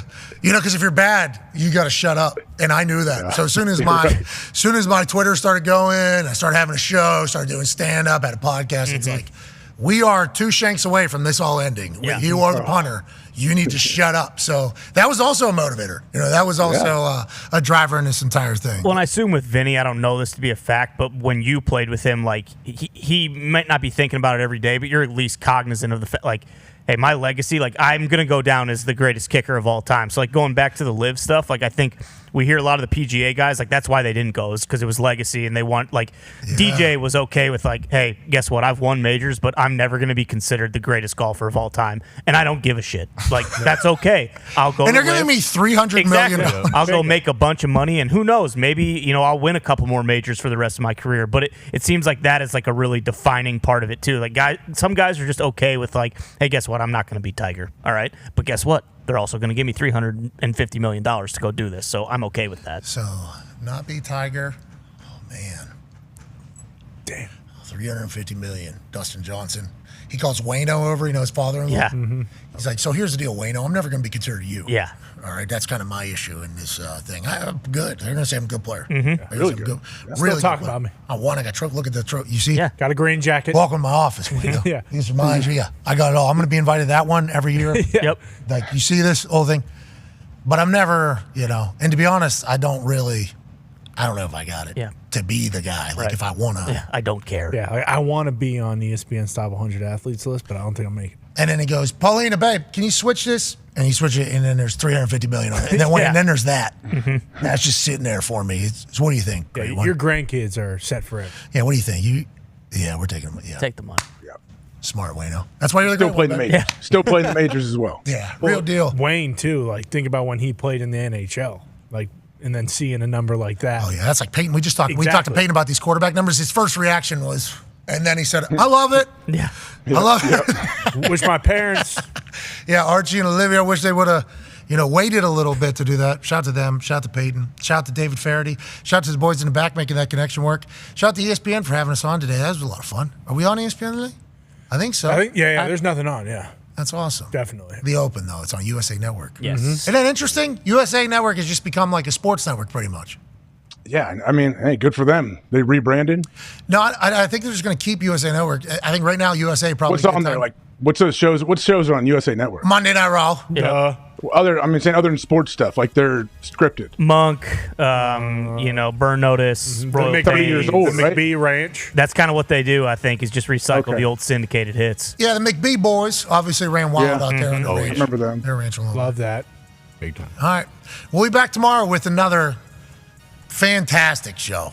Top notch. Week out from the Olympics. KY is going to be in studio. Oh, hell yeah. Be a friend, tell a friend something nice. It might change their life. We're in this thing together. We'll see you tomorrow. Goodbye. Right on the. Let's go. Right on screws. Golf tournaments during the day are good. Anything happening during the day is good, which is why the Olympics are going to be so fucking sweet. So pumped. I mean, USA basketball plays at noon basically every time they play. Sweet. Yeah, our show is going to be so good. We're not going to be distracted at all. Well, a good thing. When will their first game happen? What's that, buddy? When will the USA? When's our first game? Do we have a date? So the ceremony's next Friday, I do believe. Yeah. And then, we got so much time. But there's some shit happening beforehand because there's like a tournament that happens in some of the sports that's too long that doesn't fit. So they actually start like Wednesday, Thursday, and then there's the ceremony on Friday, and then everything kind of gets going after that. But remember, they come in like segments, like swimming, gymnastics, track. I think basketball's at the end. Is it? I thought at least that like the gold medal game, at least in the past, has been that second weekend. Yeah, we should look into this and have more information on it. All I know is Olympic ceremony next Friday night, and then obnoxious Americans and microphones starts the following Monday. And on Sunday is the start of like gold medal stuff. So like when we start on Monday, like there will be at least there will be events deciding gold medals throughout the entire day, whether it's and we're not talking about next month. We're talking about the Monday following this upcoming Monday. Yeah. No, following the opening ceremonies. Like that's we're talking. Oh yeah. So Week not Monday. This upcoming Monday, the following Monday, but when we start talking about it, there will be gold medals up for grabs every single day of that week. And we're right in the middle of prime time, this particular show. Yeah. So these are all the prime time things. So we'll be popping up the medal count for each country too, right? It's always fun to do that. Yeah, America #1, and then everybody else. That'll be a lot of fun. And this is an international show. So it is. Oh yeah. It is fun, even though we're regional still. July 28th versus Serbia. Okay, we'll be playing in Lille, France, 11:15 a.m. That's great. It's right down. We'll get the end of the game. Yeah. Like that is beautiful. South Sudan, July 31st in Lille, and then Puerto Rico on August 3rd. That's a lot of space in between those games. Yeah, and that's just the group stage. So then it goes to the round. Hey, boys, listen, I have not scouted South Sudan, okay? I know Puerto Rico just got in because Cuz went crazy. Junior Alvarado, I believe his name. No, Who? Alvarado. Alvarado just went bananas. Yeah, Grand Theft Alvarado. Yeah, I think he just went crazy and got Puerto Rico in. I do believe. So I think they, obviously. Jose Alvarado. Yeah, so he got them in. It was just a clip on the internet a couple days ago. I think it's their first time. Nah. I was reading a lot of memes. Sure. Yeah, you never know. I was reading a lot. I hear you. I was reading a lot of memes, so I didn't know what was real and what wasn't real. But I do know there was a massive moment. They got into the Olympics very late. I don't know South Sudan. We're going to beat the shit out of them. I don't think we need to scout them either. Well, Serbia, I haven't scouted it, but we just played them the other day. Yeah, we're actually playing South Sudan in a friendly on July 20th. Yeah, we do friendlies with the group play teams just so they know, like, oh, yeah, we have no fucking chance. So it is interesting. Let's just have a good time at the ceremony. Do we like that or not like that? I don't know. Feels stupid. Yeah. For sure. I think it's fine because, like, you know, we're going to beat South Sudan by 50 but or what 60 regardless. What if they put in their 12th man to go in there and hurt 3 of our starters? In the friendly? Yeah. Well, if they do that, then obviously the Olympic Committee will do nothing. Remember, because like they'll just make them the Olympic athletes. What if from Gary Sudan? V all over the place? You get a breakaway layup and you Gary V the guy from behind. We don't want to see that. Have you heard the update? Invade their country. Have you heard thoughts and prayers to Gary V. I saw a picture. T's and P's to Gary V, who got a busted eyebrow, and he said basketball didn't go as planned this AM. And obviously, we've known the Vaynerchuk operation for a long time, been in his office, have been friends for a while now with Gary V. Have watched the entire, I think we got some Gary V-mons, V-friends literally on the thing. Owned by Gary V. Gary V plays basketball, pickup basketball, and he plays like an asshole. At least the clips that we have seen him put on the internet. He fouls people. He goes, like, he hits the shit out of people. From behind. Yeah, and then he'll push them and he'll throw, like, Gary V is very intense in these pickup basketball games. And as soon as we started seeing clips of these Gary V basketball clips, we had Gary on the show literally the same day. We're like, Gary, somebody's going to beat your fucking ass, right? Like, I've never seen that happen in a pickup basketball game that I've played in and it not end up in a massive fight, which is the whole world's respect for Gary V. Yes. Obviously, that kid gets fouled. He's like about to do what every other human in the history of pickup basketball has done and throw a left at a face, probably, even if you're not that good. And then he saw his Gary V. He was like, wow. Okay, he put it down. You're lucky. Yeah. he got lucky by not doing it. You're right. But I think somebody was like, I don't have any Gary V. Mons. No, don't care. I don't like what you're doing. Probably big maybe. Yeah, that's textbook. He picked up a guy full court and was reaching a bunch, and the guy just elbowed him right in the fucking eye as hard as he could. And Gary V didn't pick him up full court the rest of the game. And that's how you play that's pickup hoops. Exactly. That's pickup hoops football, baby. Yeah. I think he might have been bleeding all over the place and said, oh, I'm fucking slapping the wood right after. I don't care. Oh, you're saying he got elbowed. And then next possession, if you think that's going to stop me. TJ McConnell. Yeah, bingo. You think that's going to stop me? You think he's I'm bleeding on your jersey, bitch. So, yeah. I think we should call, right to be completely honest, I think we should call Gary. But that's just me. I don't know if we have his number back He's there. probably in surgery right now. Surgery? He's stitching up himself, bitch. No, he's getting shots up. He's getting better right now. Come on. Yeah, he's hitting layup lines probably. I don't know if this is still his number. I have no idea if this is still his number. I've not talked to him in a while. I hope he's great. I'm worried about him. He's great. Well, yeah, you tried to call him. He was just busy that one time. Well, that one time? Excuse me. Yeah. You watch his streams. I'm not sure we're on a full FaceTime right now. Zito just tried to cross-check the number that we have in the back. Come on, Gary. We just hit him all from all angles. Call him. He's in the back. He's in the back of an ambulance. Maybe driving it. You should see the other guy. He drives his own ambulance. He doesn't sit in the back. I got this, boys. Yeah. Yep. Hey, why don't you Hooks fucking an move IV over? up to his arm. Yeah. Gets the IV going. Listen, Gets a catheter in himself. If he was to do that, it'd be completely understandable because it's Gary V. And how do you recover and get somewhere at the same damn time if you're not driving the ambulance and being the EMT? And I understand Gary V would be able to do that, but I don't blame him. No. I've gotten in a couple of these cars with drivers and said, hey, I'm driving. Sir, I am a professional driver. You are in my vehicle. Yeah. I've seen what you've done here. You got lost on the runway. We haven't been able to get off this fucking airport for 7 minutes because you just got lost here. I'm going to be the one driving this thing. You need to go ahead and sit in the back. Congrats, you got the night off. I've done that a few different times. Some people have not let me get in the driver's seat. You know, like that ambulance driver let Gary V, obviously, that EMT driver got let Gary V in there. Some people have not let me do that. Some people have. And I'll tell you what a moment that is. It's very uncomfortable for me and the person for the entire ride. I never think about it whenever I'm doing the whole, I'm not sitting back here and letting this guy decide if I make it to this arena on time or not. I'm going to go ahead and do this. And then when you get in the car and it's happening, all of a sudden you're looking in the mirror and your driver's you're looking at him. It's a weird. It's a weird scene. It's a weird scene. Gary's bullish on that move, though. Very bullish. Very bullish. Which I am too. Gary V actually. Did he tip you? Did the guy tip you when you got there? I actually tipped driver. Thank you for the car. What if he tried to tip you? What if he was being a good sport? He's like, hey, thanks for the ride, pal, and gave you some money. You ask him if he needs a water? That would be funny. That would. Then he gets fired because insurance definitely wouldn't cover you if you crash. Yeah, so that's always the excuse that that people always make. They always say, like, legally, I'm not allowed to do that because you're not on insurance. It's a professional car. And I go, oh, I do it every week. It's no big deal. I'll cover it myself, obviously, with this entire thing. Some people are like, they know the game that is an absolute lie, what I just said. Sure. And then some people are like, yeah, I don't have to do anything sweet. I'll sit in the back. You can just do like the eastbound and down. Like, oh, if we get in a car accident, I'll just have you sit in the front seat.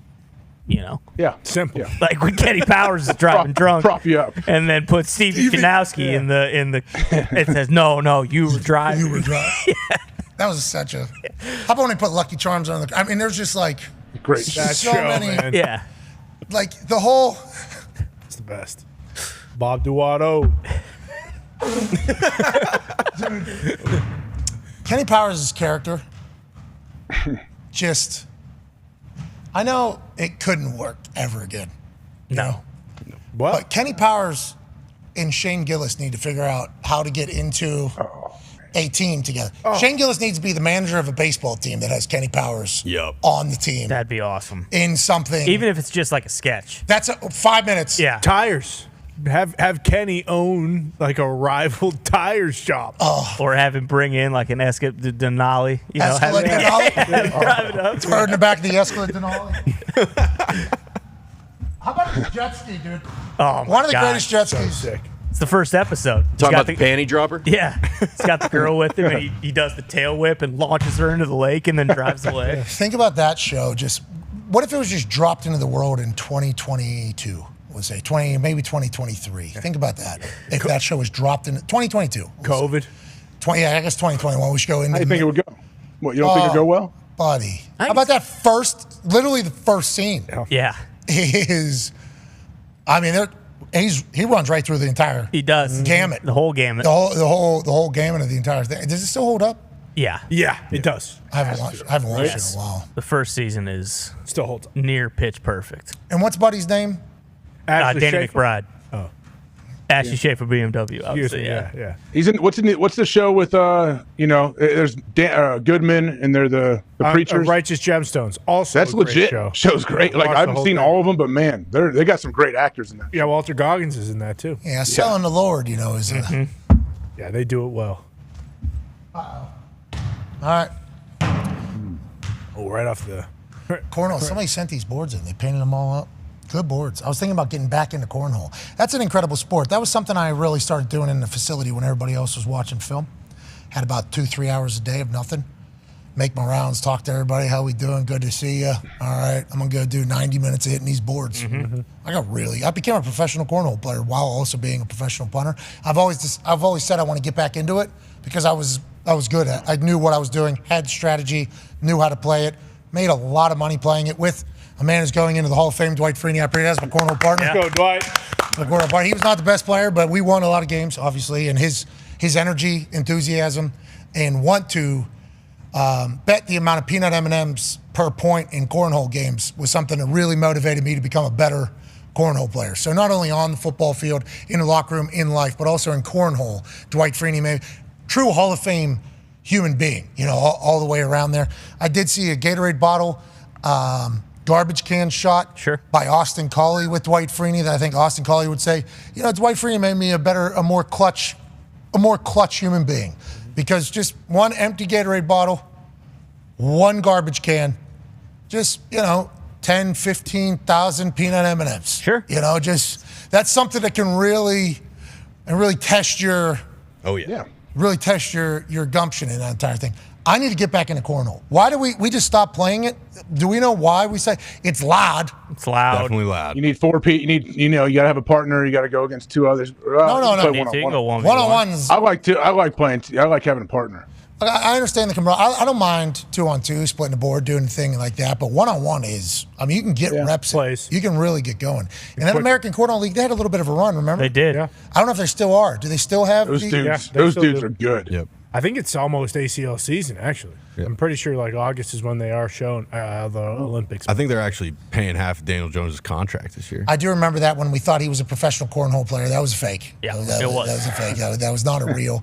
But like World Series of Poker, when I was in high school, run. Yes. Oh, yeah. Mm-hmm. I thought Cornhole League was going to have the same. I thought that Cornhole League was going to have a run because they had like college, they had pros. Is it regional? Or is it a Midwest? Is it just Midwest? Or do other people play? I'd never played it in Pittsburgh. I'd never played it. In the league. It's from Ohio. There's teams from Arizona and the Midwest and the East Coast. It's just so goddamn boring to watch on TV. That's the problem. Yeah. Like it's the same thing over and over. It's like pickleball. Yeah. Yeah. Very similar. They're too good. They're too good to where they always a lot of the same things keep happening. Same thing with pickleball. Like they're at the net, and then it's over. Yeah, and then it's over. Yeah, it's fun games tough to play. To watch on TV. Yes, fun games to play. Like poker. Very fun. Poker was great. I think it's almost making a comeback. It is. I think poker's going to make. I would like to get into that somehow. I don't know if ESPN still has the rights to it. It's the time. Yeah, but couldn't we just? I would imagine so. Because we not just host a poker because we have. I've looked at the whole cams. Yeah, exactly. I've looked into hosting poker tournaments for foundations, and my foundation or other foundations. In Indiana, that's why like Knights of Columbus here has a game, and American Legion has a game here. There was a time where I was traveling around to these games around Indianapolis whenever all my friends that I played poker with got cut from the team. Mm-hmm. So I had no more poker, and I was going through like a knee rehab. So I was stuck in Indianapolis. And I was literally like the only person on our team that was in Indianapolis. So I'd go in, do rehab in the morning for my knee, and then like, what am I going to do the rest of the day? And I found out that these games were existing.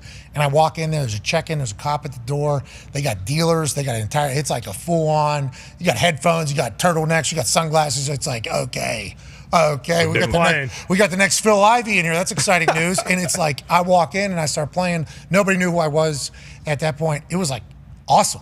So it was so awesome. I'm like, so can I just do this, or how's this work? There's like so many different rules to be able to host one of those licenses games. And how many years you have to be in Indiana, and like how you go about doing it. That's why like Vegas is obviously much easier to do it for these casinos to do it. But I wonder how it would be for us to like host a poker tournament and stream it, because the commentating is a big deal. Yeah. Who were the 2 commentators back in the World Series of Poker? He was awesome. Norm Chad and God, what was the other fucking guy's? Guy was an actor. He was a kid actor, right? The guy who was doing the color commentary. No, he looked like maybe the redheaded World Poker guy. Tour. Yeah, he looked like World Poker Tour was great too. Yeah. Yeah, those guys are great too. Gus Van Sant, he was on that, I believe. The World Poker Tour, they used to go to like islands and shit. Yeah. It was like, that was fun to watch. But you know why they're going to the islands?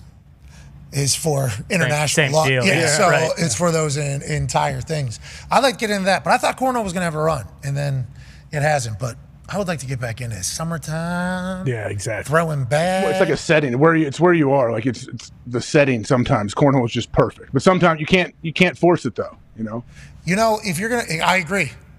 But if it becomes like the thing at the gathering.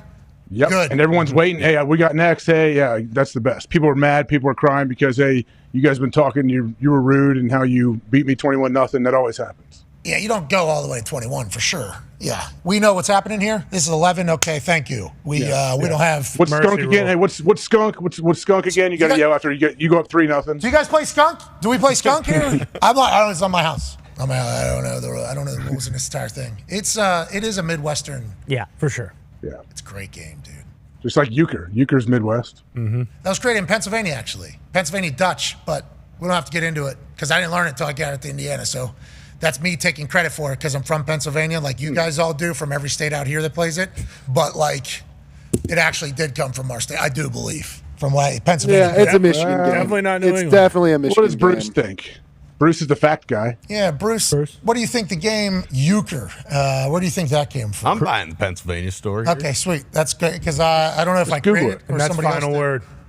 Euchre's a great game. One of, if not the best card game. Yeah. Cards are all. I'm a Fun. card. Love card cards. guy. My grandma taught me how to play cards whenever I was young, like gamble, like taught me how to do it. Because, I had ADD, so I couldn't do anything. I wouldn't watch anything, I wouldn't do anything. So my grandma tried to figure out how to, she had to watch me, like, how do we fucking... It's a time killer. How do we contain this thing, And then all of a sudden she was like, hey, you want to make a nickel? And it's like, yeah, I do. Yeah, I do. And then we started gambling. We started doing the entire thing. And then that World Series of Poker thing starts happening, like, literally a couple of years later. And it's like perfect timing, just like boom, boom, boom. And I get incredibly lucky with cards. That's just kind of how it's always been. Hopefully that'll maintain. We got to start hosting more things here. That's what I'm saying. We got to have people in here. Sure. We got to have maybe, I think, an NXT event, right? Didn't Triple H said it. Wrestling event is going to be happening in here. We need to have a poker event in here. We need to have maybe a sport that we create in here. We need to utilize the Thunderdome to create more things that bring people together. Hell yeah. Ain't that right? Yeah. Mm-hmm. Sports are the greatest uniter that we have. That's why going into the Olympics, going into this weekend, watching this golf course beat the shit out of these golfers, we need to enjoy every single moment. And if it is the MLS that has 14 games on at the same exact time, we need to try to find something that we absolutely love. Ty Schmidt last night, I don't know if you know this, but the MLS debuted a world record breaker. What's that? Ladies and gentlemen, at the age of 14 years, 293 days, Kevin Sullivan of the Philadelphia Union is the youngest professional athlete in sports history. Hell yeah, Kevin. Kevin's rights are owned by Man City whenever he turns 18 out of the Philadelphia Union camp where he is from. Played some minutes for the Philadelphia Union last night alongside his brother Quinn Sullivan, who had an absolute cracker of a goal. Both of them from the city of Philly playing for the Union. Him as a 14-year-old, he looks incredibly mature. Okay, he obviously looks, if that's what 14-year-olds look like, that's awesome. He's a dog, but he also has the moxie of a guy, just like that 16 and 17-year-old that was playing for Spain. This dude took the ball on, took a couple runs, took a long shot. Him and his brother worked a little combo here for his first touch in the game. That's his brother Quinn. So I assume his parents, his family, the entire town was pumped about this. Ooh, little give and go. How you doing? Keep it moving. He's got the flash. He's got the speed. He's got the style. He's got the moxie. And then the next time he gets the ball, he takes his long-ass shot. I mean, a long-ass shot in which he could have passed the ball to his brother who's on a run right behind him there to the left. That's his brother. Instead, he says, I'm going to take a ripper here just to see if we can sneak one in. So he's a 14-year-old, and he has the wherewithal in his first ever professional game to be like, I mean, if I knock in a nasty laser right now, this would be a moment. We got a guy, AJ. We got a guy. Yeah, I didn't know anything about this dude. Yeah, he played last night. He's the youngest player ever by 13 days. The next closest, Freddie Adu, who played for the DC United in MLS as well. Funny story about Freddie Adu. Obviously, a lot of people say, like, nobody actually knows Freddie Adu's actual age. And that is obviously something that was said literally since the first tournament that Freddie Adu played in. And the only reason why I know that is because in Bethesda, Maryland, I believe he played for the Potomac team. My team from Pittsburgh, Beadling, was, I think, the first team to play against Freddie Adu whenever he came to the United States of America, or the second team to play against Freddie Adu with his cup team. And boy, they were telling us about him. And is that Foss? I was going to say, is that a young Michael Foss? That is Foss. Real. And that is Mike Foss, who is, is Foss younger than me or older than me? Do we know? Foss, are you my age? Headset on. You're 1 year younger than me. Okay, so Fosso at this one, I guess, is like 13 years old. You're 13 here? Has he got the headset on? He's 15. Okay, so this is after Freddie's already gone into this entire thing. So Fosso was there to see the Freddie Adu. Freddie Adu's first weekend playing soccer in America, though, my team got a chance to play against him. And literally the conversation beforehand was like, just wait till you see, just wait till you see, wait till you see. And he got on the field and it was like, holy, this guy's faster, stronger. And he was like talking the entire time, like shit talking the entire time. And then what he was doing with the soccer, like what he was doing with the ball as like a 13-year-old, we were 13 or whatever we were, 12, it was insane. We had a guy on our team, though, Pittsburgh kid, Mitch Minert, I believe is his name, out of Upper St. Clair. I haven't talked to him in a long time, and I assume Mitch has probably told people about this throughout his life. I would like to be there to back it up. Mitch bodied Freddie Adu, and he was actual 12, 13 years old. And then late in the game, Freddie did score a game winner. It was like, Sure. I mean, but then we didn't know what Freddie would go on to be. So, like, everything we watched Freddie do was, like, insane. And I would, like, think to myself, like, Mitch, you got him. Hey, we had a guy. Yeah. We had a guy that handled it. But it's like these types of stories for soccer are good. I think this kid is great for soccer. His hair's sick. Obviously, his outfit, he understands the moment. He's already signed to Man City. And with where the state of U.S. soccer is, with everybody just thinks that we're terrible, which, I mean, is worthy of thinking. Us having a 14-year-old who's able to hold his own on the field is good for the future, AJ. It's good for the future. Yes. It's awesome. When you say when he turns 18, he's owned by Man U, what exactly does that mean? Man City. Man City. So they made a deal with the Philadelphia Union that whenever he turns 18, Philadelphia Union will get $5 million from Man City, and then he will transfer. He will be a part of their team, and then they will have his rights. That's 3.5 years from now, obviously. He is still going to have a full Philadelphia Union career in the MLS, but like, $5 million seems light. He's making $500,000, and I guess there was like full-on child labor laws that were getting called into check here. I guess there was an article that CBS put out that D-Bone found where I guess he couldn't make his debut in Canada over the weekend a couple days ago because of some child labor laws things that take place, and then he was able to go in. I think there's going to be some shit about it all, but like 14 years old, earning his way onto looking comfortable too. Like Look good. Yeah, it's like, why don't we start this guy? Excuse me. I know he's getting subbed in. He's 14. Why don't we get this guy some time? We saw what Yamal was able to do this weekend in the Euros. It's like, we got a guy. I'm excited about the future. Shout out to his brother, too, Quinn, and his whole family. Ty, I know you watched this last night, and I know that you came in this morning and said you couldn't wait to talk about Big Cav. But what are your thoughts on the future of soccer? This has got to be good. This is good for us. Well, I don't know. It is. I mean, this kid obviously is a star, but the only thing I was thinking is hey, we're looking for a new head coach right now, obviously. At first, I was like, listen, I'm tired. We got to hire someone who's not from the United States. Whoa. Okay? That's just the way it goes. All right? call. We're not very fucking good. Whoever Gumpy said, he might be the guy. Who was it? Pochettino, sure. Patrick Vieira is out there too. Patrick Vieira. And he would be a great candidate as well. But all I could think was, why don't we go down Delco or wherever young Cavin's from? Why don't we grab his dad and have him be the head coach of the U.S. national team? What do you think is his favorite cheesesteak? You think?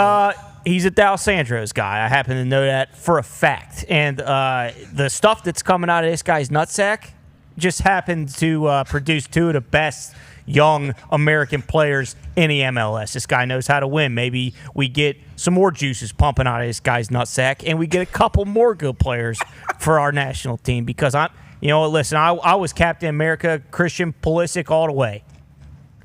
He ain't the fucking guy. Sorry to say it, he ain't the fucking guy, okay? We got Kevin, we got Quinn. Let's get Daddy Sullivan to, bust a couple more nuts. Okay, all right. A couple other good players. All right, yeah. We're all picking up the Johns you're putting down, okay? Just saying. Those Johns over there, obviously, all jacked up. But that is something to think about. It is.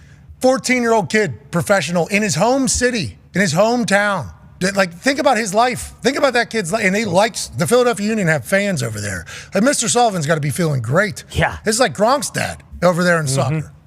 Is he getting homeschooled? Is it they treat him like an actor during the season? Like how's all that work? So in Europe, when you go to those academies, and I think Gump could probably correct me if I'm wrong, and Grella probably would be able to in a much better fashion. But when you go to those European academies, which I think Philadelphia has one of these academies. I think some of these teams in the MLS now have these academies that they haven't had in the past.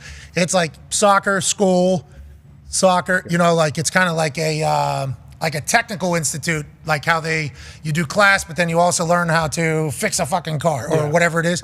They do that with soccer too. And then there's conditioning, cardio. It's like a full life commitment. That's why all these European places people think are so far ahead of us, because their kids' lives are like, we're doing soccer and school, and then we're doing soccer and school. And then next week, we're doing soccer and school. And then guess what's happening 2 weeks from now? Soccer and school. Like, that is kind of that how... Like Bollettieri Academy, the tennis thing down there that Marty Fish was in with Andy Rock. Yeah. Remember seeing that documentary? Yes, I think so. That was exactly... Marty Fish, by the way, congrats on another big win. Yeah. Oh, yeah, Marty. He's a stud. Absolute stud. I enjoy the way he handles himself, too. You know, like the way he goes about his business and does his thing. But yeah. You know, he's almost like a black belt in jiu-jitsu now. Of course he is. Legend. He is. I'm not sure how close, but I know he's fairly advanced. Well, if you knew what color belt he was wearing, we'd be able to know. Like, for instance, I got brown belt on today. I don't know if you see. Yep. Yeah, you do. I got brown belt on. I think that's right next to a. right beneath black belt. So yeah, you're close. You're right there. I don't know if me and Marty's closer, but I'll fucking roll. Yep, and boom. 1, 2, 3. You see what I Job. Boom. Tap. Oh, there it is. Tap. Yeah, there it is. Marty Fisher's a dog. We appreciate the hell out of him. So is Kevin Sullivan. Joining us now is a man who might be able to shed a little bit more light on the entire process, the entire system. We hope he's the next head coach of the United States of America soccer team. He is the head coach of Concaifa SC. Ladies and gentlemen, Paisan hero, Tony Meola. Yeah, Tony! Tony, you're so muted right now. All right. You're so muted right now. He's still going. Tony, we can't hear a word you're saying, Tony. Can't hear a word you're saying. He just took a picture. Screenshot. Good pick. Good pick. Tony, it's good angle. He looks jacked. We can't hear you. He does look Tony. sweet.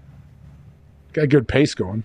We'll call you back. We'll call you back. Got the headphones in, got to take them out. He's out there working out. That's because Grella has shamed him so much. Yeah. That's why Tony Meola is out there working out right now. Can't get off the Masu. Yeah, Grella texted. Grella. Didn't Grella say he walks by a TV, saw Tony Meola, and sent a text, he goes, fucking figure it out. Yeah. And then Button your shirt. It's unbelievable. But this Kevin Sullivan's good news. Oh, yeah. Yeah, it is, but, I mean, we are going to fucking waste his career. Yeah, we got to get figure hope. it out. MLS just made some major announcements today, actually, that will allow them to spend more money and loan players back and forth from other leagues. Okay, what was the big announcement? Do you all right. I mean, All right. But it's real. Let's do a real though. Let's do a real like reset. Pulisic was the whole fucking thing. This whole time, Pulisic. Yeah. He's gonna be fucking. This 30. guy starts for AC Milan. Yeah, we haven't even been to a fucking a knockout. Oh round. no, we got beat by Bolivia 4-0. And like winning Concaifa and the Gold Cup is cool. No one gives a fuck about either of those tournaments. What? Like, Concaifa matters. Why the foul? fuck? No, it's clearly it's Copa and it's the Euros and it's the World Cup, and we can't sniff shit in any of them. Joining us now, ladies and gentlemen, is hopefully the future coach of the United States men's national team, the head coach of Concaifa SC, who had an incredible run at TST against all odds. A man who can really cultivate a culture. Ladies and gentlemen, Tony Meola. Yeah, Tony. What's up, boys? How are you? Coach, how are you doing? What are we doing? Get a little workout in, Donner? Yeah. I forgot how hard it was to run, Pat. I got to tell you. I figure that out every time I try. I try my best too. Every time we try, like, let's get in shape. Let's do this. We're going to be fit. It's everything. And then you remember immediately how bad it sucks. You got it, man. Day 1 was all right. Day 2, 3, 4, they sucked, man. But anyway, getting ready for TST, brother. Hey, me too. Let's do this, Tony. For each other. For each other, Tony. Hey, real quick. I just heard Gumpy said that who is also assistant coach of yours, obviously. He's from your coaching tree. You need to you need to know that. He was. Yeah, he was. Gets a yellow card at halftime. Tries to get a red card. Yeah, I mean, there's a lot that goes into it. He talked about how the MLS has signed some deal about loaning players amongst leagues today and whatever the case. Let's start with Kevin here. Let's start with Kevin Sullivan here for the Philadelphia Union, the 14-year-old. This kid's moxie, confidence, seemingly the way he moves is he's going to be a guy. Are we in a spot now where, okay, this is going to be normal for United States soccer, where these academies are working, we're getting younger, we're getting better, and what are your thoughts on him as a whole? Well, look, the kid apparently can play, right? And I think we're in a spot where we're going to see young players now. 14 is really, really young, and but I think the one thing we maybe do better now than we did with the Freddie Adus of the world is give these kids a little bit more time and give them better training as well, right? In a better environment. So when you're 14 or 15 or 16 and you step into a first team, you're better prepared. And I don't think we did a good job with Freddie Adu of doing that. We just kind of threw him to the wolves and let him try and figure it out. So hopefully they got that part figured out. Okay, and what does this mean, you think, for the MLS, this whole doing deals with other leagues? Have you heard about this, or you been in the middle of this run, Your Honor? Yeah, no, look, it's Kevin's good. He signed in Europe already, so he's going to stay here for what we think is going to be 2 years, right? And then he'll go over to Europe, and I think what it is European teams having an eye on what's happening here in America with young players and seeing a bargain. You get players for a lesser value, if you will, than you would in other clubs in Europe. And if they make it good and get to the first team and win things and become superstars, teams here will get paid on the back end as well. Okay, so this is good news seemingly for the future of United States soccer. Huh? Are we going to be good? We suck, Tony. Tony, we were so loud about how great we were going to be. You heard us. You were a part of the conversation. I was a culprit, man. There's no doubt. We did not play well. I think the change was inevitable, and now we got to get a guy that can lead this particular group because they are a talented group. Are we looking at him? Tony, Yeah. Tony, you throwing your It's time. Only if Gump will come with me. That's the only way. But I know he's got a pretty good job, so this is the only way I'm going to do it. I'll pay him to do a couple different jobs. If he's going to, if we have Gumpy on the side, could you imagine him in the box in those Get games? the boys ready like and a warm up. laser. Yep. Yeah, in the amount of these, whenever the thing goes silent, will be fantastic. Hey, he's the only guy ever in my life had to tell, hey, dude, man, can you not get a yellow card this game? Can you try not to get a yellow card this game? I had no idea when I went to talk to the referee. Some dude was screaming at the referee when I turned around. And then I turned back around and there's Gump, like giving the referee some stick. We're down 2-0 at the time. Came back and won. Okay, sorry. Hey, he said gotta get the boys fired up. How to motivate the boys. You are the reason, brother. Hey, Tony, we appreciate you. Good luck on the rest of the run. Let's get in shape for TST. You got it, brother. See ya. Ladies and gentlemen, Tony Meola. Yeah, Tony. Just need a leader. U.S. soccer That's all. is, I mean, they're never going to Bro, we got a 14-year-old. No, that's the change they're talking and about. he's going to go overseas and be like, why the fuck would I play for Team USA? I should just get citizenship in Spain. No, we're gonna cap him or whatever. Yeah, he'll make one appearance for the United States and then he's stuck with our team forever. I guess that's what other teams do. I hope. I really do. And maybe by then we'll have a coach. We need a great coach. That's all. And we got the talent. We got the pipeline of young talent. And all We the need a great great coaches. Bruce knows. He does. All the great He does. coaches are saying no. You just can't hire that guy from LAFC, dude. You got to go No somewhere shit. fucking else. Well, he's the favorite right now. Exactly. we don't That's know my who's the fucking favorite. point. He is. That's You know my the favorite fucking point right there. Well, No you're one not wants to coach us, so we got to go to the fucking backyard soccer league and have one of their coaches fucking do it. Backyard Soccer League has Balloon d'Or Yeah, winner. they have. Yes, He's it does. fucking What done about for David the year. Beckham? Be back Bring for him the back. He's playoffs. done for the year. Beckham's an owner, not a coach. He could coach the U.S. team, Beckham right? would've Give won. Pep He's got a Guardiola $150 billion. It's a good idea. How much? $150 He is up billion. at City at the end of next year. Bingo. Sign him up. Yeah. He's sticking around for Kevin. He's sticking around. I thought he was coming to the Union, get his hands on him, then go back over with him. West Virginia coach, when I was there, Marlon LeBlanc, is a part of the Philadelphia Union. We'll hire him. Coaching. Here you go. He's got a cool last name. I don't know if he's the head. I think he's a part of the. So what? LeBlanc. He's got to be a French fella. He's awesome. He's awesome. Remember we went back to go see him and he was just chewing out the team? I think you were with me, Foxy. I was like, I'm going to go stop in and see. Right next to the facility. Yeah. They're like, hey, the soccer team's in there practicing or whatever. I'm like, Coach LeBlanc in there? And they're like, yeah. I'm going to go say what's up. So I walk up there because I played on their team for a couple weeks, 3 weeks, the soccer team in the spring. And it was the rules he was making up were just bullshit. Losing team has to run. I hadn't played soccer for 3 years at West Virginia. Then in the spring, I went and played for the soccer team, and I was going to play football and soccer. That's what I was going to do. And I thought let's see how this goes. I legitimately thought, let's see how this goes. And I was getting out of like Call of Duty for football, which is the 6 a.m. I got out of those. Those. That's a great. You get out of those. That's a huge deal. Yeah. Huge. Those are. Yeah. You go to bed every single night. No. Okay. You got 13 alarms set, and if you do find a way to get there on time, like this is going to be death for 2-3 hours. Yeah, and Coach Stu, who advocated this, Coach Stu, rest in peace, absolute legend. He was special teams coordinator and tight end coach, and everybody sees his speech. They shouldn't have played the old gold and blue. Not this night. That Fiesta Bowl. The people that are on a knee around him are the special teams guys and the tight end guys. So like that was his first time being a head coach. We were like his dude. So like that he would go on to become the head coach. But that spring, Coach LeBlanc, I think, reached out to him or something happened for like, hey, we're wondering if, wanted to go over. So Coach Stu comes up to me and says like, hey, do you want to go play with the soccer team this spring or whatever? And that was after I'd missed those 2 kicks and like there was a lot going on in my life. And I was like, yeah, maybe soccer is where I'm supposed to be. Like maybe this was the universe telling me like, hey, because my soccer career just stopped immediately. Like as soon as I get into football, it's like turn back, like don't even got to go full force football here. And college football is like every day. So it was like just over. So Coach Stu and I had like full conversation about it, and Coach LeBlanc was a part of it. He was very welcoming and hospitable and everything like that. So we make the decision. It's like, yeah, I'm gonna go do that. And Coach Stu was like, don't you worry about our 6 a.m. thing because they got this stuff at 5. Like, we'll see how this goes in a few weeks or whatever. The soccer running was 70 times worse, like maybe to 80 times. I was dying. I was getting back from these practices to my roommates who are all football players, you know, and I'm just like actually dead and then just like falling on the couch, and they're like, yeah, Smart, this is the right decision. This is the right decision in this entire thing. But it was like Coach LeBlanc was so cool, and he's a part of that Philly thing. He had posted a picture of this Kevin Sullivan kid on his Instagram like a month ago, like maybe 2 months ago or whatever, and it was like our guy or whatever. I think they love him. I think he's a good dude too, this Cavan guy.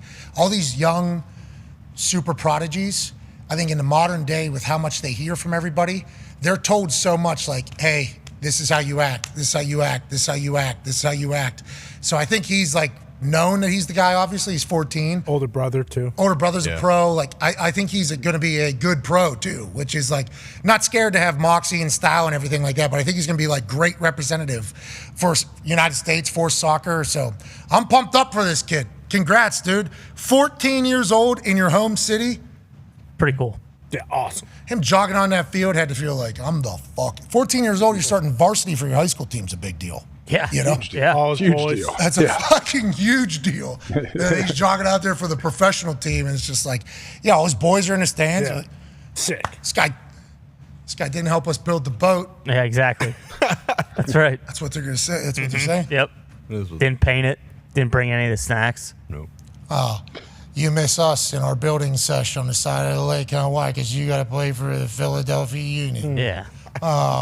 Cool. Oh, look who it is. It's fucking Kevin Henry Rowan Gardner Sullivan. That's right. What a fucking... Because he's probably got a whole other set of bullshit he's got to deal with. Oh, yeah. Yeah. Yeah. He's around all adults. I mean, 14 years old, I'm sure he's very mature. But yeah, the dude, like, it's just the dynamics that he is around now is crazy. We're talking about child labor laws. Like, think about all the shit he is missing out on. Like, but that is the soccer world. Like, in Europe, it is like, that is the normal. Yeah, those prodigies. Like, hey, we're not going to high school parties, dude. Like, you're not. Dances, that's fun. You know, we're dancing with the soccer ball. Yeah. Okay? Because we're trying to become professional soccer players. Well, there's like a barbecue thing happening. Sweet. Yeah, we got conditioning 5 a.m. tomorrow. You go if you want. I mean, that's on you. It's like he's sacrificing a lot here because of how great he is. And I think it's all going to pay off, especially for the United States of America. Yeah. I hope so. Gives us hope. Gives our soccer squad some hope. When we tie Panama at the next Copa. I like shut up. Copa's not my fault. He's going to be 16 years old in that tournament. He's going to fucking, you think we're going to tie anybody? No, Cavan's going to, he's 14, 25 yards out. Like, you know what? I'm going to have one here, actually. I get it, but we did this with Pulisic 6 years ago. Pulisic wasn't 14. Pulisic's a dog. It's everyone else around him that's the issue. Okay. I like Pulisic still. I like Pulisic too, especially when he got married. Balogun. But again, we're not winning anything. You know what? I'm worried that you're not going to get back into soccer. I'm glad you're picking that up because I'm laying it down pretty thickly. So I'm glad that you've noticed that. I'm done. I don't know. Beautiful I am. game, brother. I actually said this to you earlier. They should take away the World Cup from us. What? That's right. Fuck it. We don't deserve it. Put it in France. Put it in England. Then it can come home. You know, put it over there. We want this. This is good for our country. Think about the economical boost that every city will get. Yeah, what just happened to Hard Rock? Who cares? The economical boost when we get beat by fucking Mozambique and they burn down whatever city that's in. It gets us in the tournament, right? If we're hosting, we get in. Yeah, that's a good thing. So we can get fucked by any team that we play against. Yeah, Turks and Caicos. No, let's not be so. Nothing. Let's not be so pessimistic. We're gonna beat Qatar this World Cup. That's fun. You literally just need a new coach. Yeah, and you know what? We need that coach to wear a it. fucking suit, too. That asshole Berhalter wearing that fucking dry-fit T-shirt. Oh, you didn't like his behind-the-back passes and his brand-new dunks custom? His behind-the-back passes were pretty cool. There was a good highlight of him. I didn't see doing any of that. those because I stopped watching the fucking tournament because I know we can't beat anybody worth a salt. Brother. Come on. Let's get out of here. You need to turn that around. This is USA. We're going to the Olympics. Get Mike Rubin to fucking coach the 22 to team. 1. Yeah. One of the best athletes on the face of the earth. Ty grabbed the baseball. Ty grabbed the baseball 40 minutes ago. I was just finding a way I could work it in, and that wasn't the best way to do it, but I figured, hey, if I don't say something today, then we're not going to talk about it, and it needs to be talked about. Mike Rubin, billionaire founder of Fanatics, made his way to a speedometer pitch screen, which I assume is at a Fanatics Fest at the All-Star game somewhere. Yeah. And he let it eat. Did he break 100? He did not break 100. He threw a heat 48 miles an hour there. Yeah. And then this one a little bit lower. It slipped out of his hand early, 39. You know, that next one would have been right down the middle, obviously. Is that a splinker? That second one? I think it was a slider. It got away from the right way. Oh, man, slider. I don't know how this. I don't know how this one gets. I don't know how this That one ball gets. had some movement. Those balls have some movement. 39. 48. 48 was the first one. Or 40. What was, Well, It's not the speed threw it so at the much. radar gun It's not exactly the speed. That's what we're talking about. It's a speedometer. Look, boom, and then zoom in. No, it's the movement, though. Who cares about the speed? It's the movement. Look at the movement he is. Yeah, he steps off the bump. Dontrell Willis. He's in Air Forces too. Those are kind of thick. It's hard to really turn over on Not that. many baseball guys at the white party. Yeah, you're right. During the season, because it's during their season. Yep. That is true, huh? Could probably move it to the All-Star break. So he hasn't had a pitch session on the beach yet with Yeah, he's not Paul playing Skeens. catch. Yeah. And guess what? He never will after Paul Skeens sees that. What are you talking about? Paul Skeens wants to help him. No, he doesn't. He said, listen, pal, I can't fucking do anything for you. All right. All right. You think? We got to Yeah. I mean, look up Michael Rubin basketball shot. I don't think it. He's not a translates. billionaire because he can throw gas. No, that's fine. That's You know? fine. But after he throws that, he needs to turn around to that camera and be like, give me that fucking phone right now. Right now. And he needs to throw that thing down and stomp on it. You can't let anyone see that. You just can't. That's why he's trying to sabotage all the jerseys. Why? Because he's jealous. Okay. Long time. We need to That is a good point. guy. Maybe he just wants to wear a tarp. I haven't heard. He's trying to earn it. That guy will earn everything too. He's a hard work. The jersey stuff is kind of slowed down. Did they get that? I wonder if they've heard and I do wonder if there is a evolution of the jerseys and everything, because that got loud real quick. Yes, it did. Because I mean, Fanatics just kind of we're a card company, a collectibles company, and then just boom, we got deals with everything. Doing everything for everybody. I assume there's always going to be like an adjustment period there, and then if they're able to kind of sort it going forward, that'd be great news. Yeah, I know they fucked up the NBA Finals jerseys. I remember that being a thing, at least with Celtics fans. So I don't know if they figured that out with those ones, but I haven't heard anything about the MLB ones. Bingo. And I wonder, the Fanatics people were saying the leagues were the ones that were picking what it was. We were just the suppliers of the entire, that was their kind of say, but them becoming the suppliers at the same exact time as the issue became like the Was it story. the fabric? Did the players not like the fabric, the colors? What was it? It was see-through. It was all just kind of cheaper, I assume. Yeah. Like it was all just kind of like cheaper made, which I assume a decision was made business-wise by people at the league for a price, and then saying, "Hey, this is what you could get." But them being the ones that were doing literally everything for everybody, so every problem was going to one particular company. It's like that's a real sink or swim type operation. We're either going to go all in for everything, and then if they're able to continue to go, it should make things easier for people. Should if it works out, but. They got their hands in everything. They do. Fanatics is everywhere. Sportsbook. They got events that they're doing. That one in New York, they're having like a sports conference taking place. Yep. They're merch for everybody. They sell this, let alone.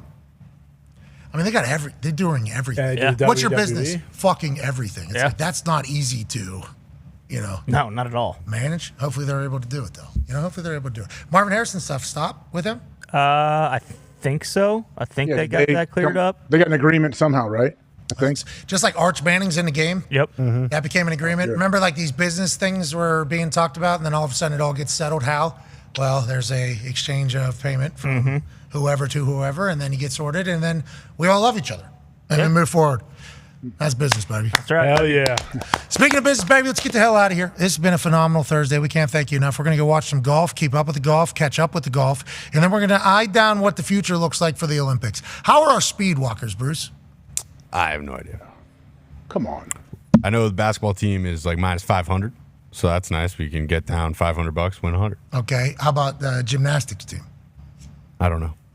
I was pissed off to find swimming. out in the 100-meter freestyle, we are not favored. We are like the third or fourth favorite. You're saying swimming now. This is a different this sport. is swimming. Freestyle swimming, the 100-meter freestyle. And men or women? Men.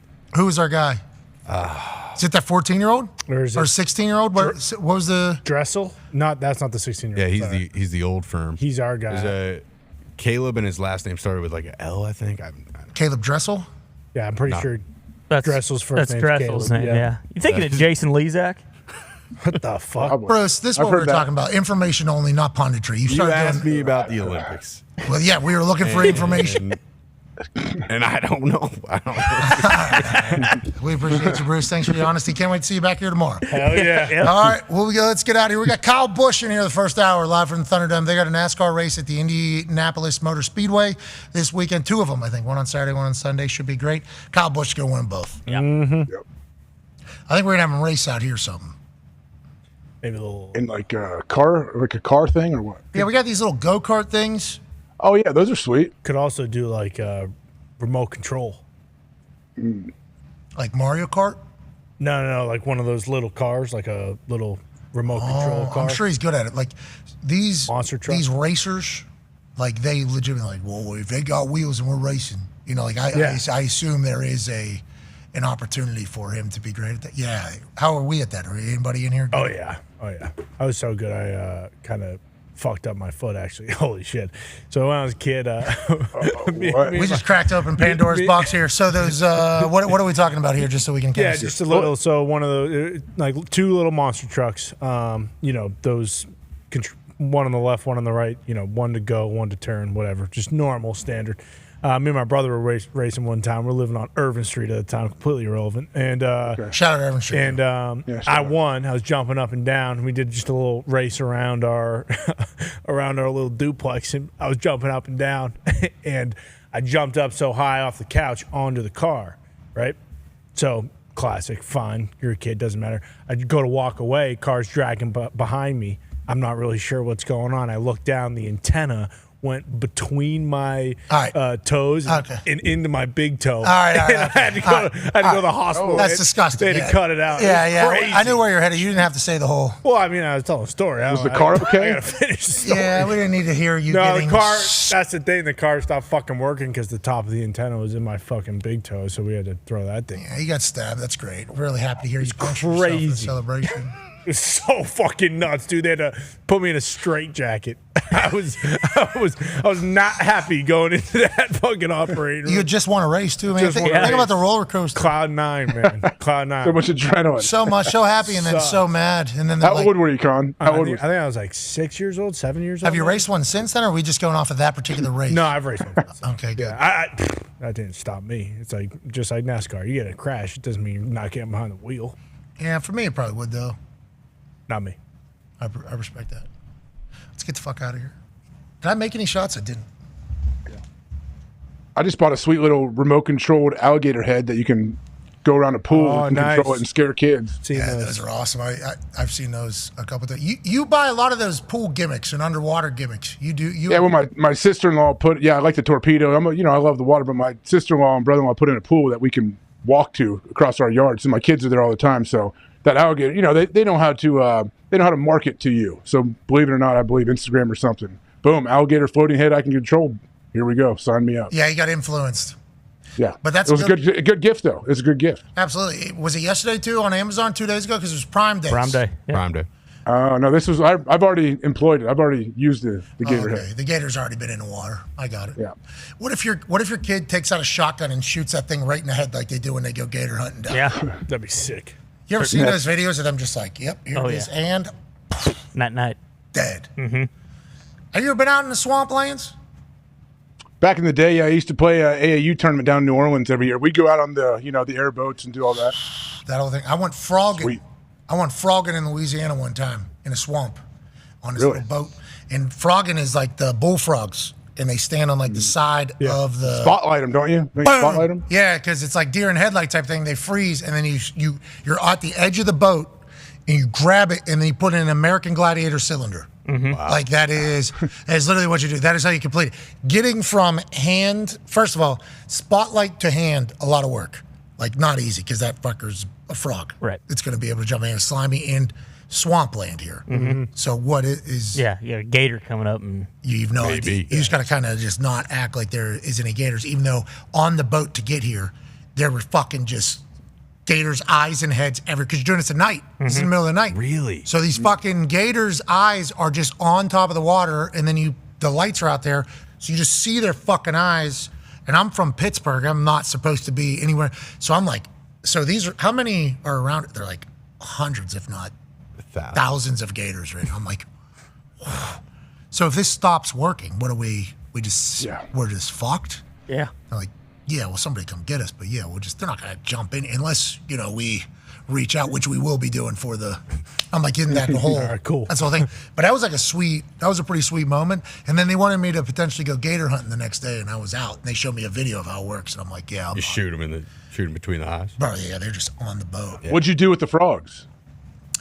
I put them in the American Gladiator cylinder, and then I just didn't even think about what. Don't know. I think it became pets. Wallets, belts. I think it became pets. But no. They re-released them to another area. I think tastes like chicken. They need to populate. I think that is what they do. Yeah, I think they put it back in the swamp, and the gator might eat it or something like that. But everything it was fine. And when I grabbed it, I was very delicate every time I grabbed it. It was like super, make sure. You open your hands like that, and you got them to jump into your palms. You said eventually. Bingo, a spotlight, and then I put like an insect in it. I was like, come on, and it actually put its tongue out, and then would like Spider-Man. Would follow its tongue. So cool. So cool. And I would throw it into the fucking... And actually, it would jump off my hand into the American Gladiator cylinder. That was a wild thing. Those people down in Louisiana... Different life. It is. Hagen, I went hogging down there. A couple dogs. That was crazy. Oh, do you stab it in the heart? No, tied it up. Okay. And then they re-released it. Never saw it die.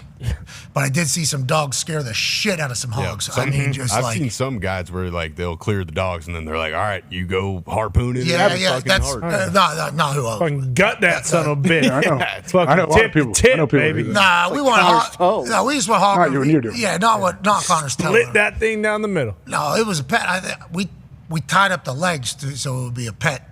Sure. This hog. Well, those things aren't pets down in Texas. They're overrunning their base. Well, that's why. Gotta stop. They're overpopulated in this area. Schlegels leads those hunts. Schlegel leads hunts for wild hog and then feeds them to the homeless people. Okay, of course, feeding the homeless people. That's very kind. It's very kind. Hey, no, he legit does. He would do that in high school. Yeah, that's what the people told me too. For the ones that weren't made pets, they said this is going to feed the homeless people or whatever. He's doing the dog hunts.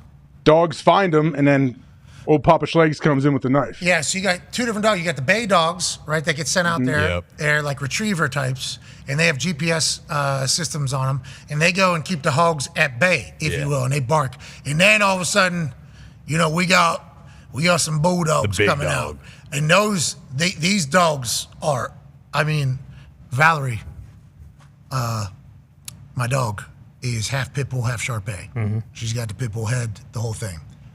The most loving, just like pit bull dogs are like the most loving, caring dogs. Oh, yeah. But without training, if you put them into the woods and there is a hog that is potentially threatening another dog that it knows, seemingly, this fucking pit bulls will run faster than any dog you have ever seen, miss every tree somehow, and then get that dog or that hog to get on its side. And then as soon as the hog gets on its side from attacking tackle, like they're coming in blindside tackle, old school football. They're going helmet to helmet. They're blindsiding these helmet to helmet on this hog. And then as soon as the hog gets down, you're tying up your hog tying. Oh, yeah. You're not doing the whole thing. All the bay dogs going nuts all around. And then they're doing this thing, get the pit bull's mouth unlocked because it's got locked jaws. Like, get it. It was chaos in the middle of fucking woods.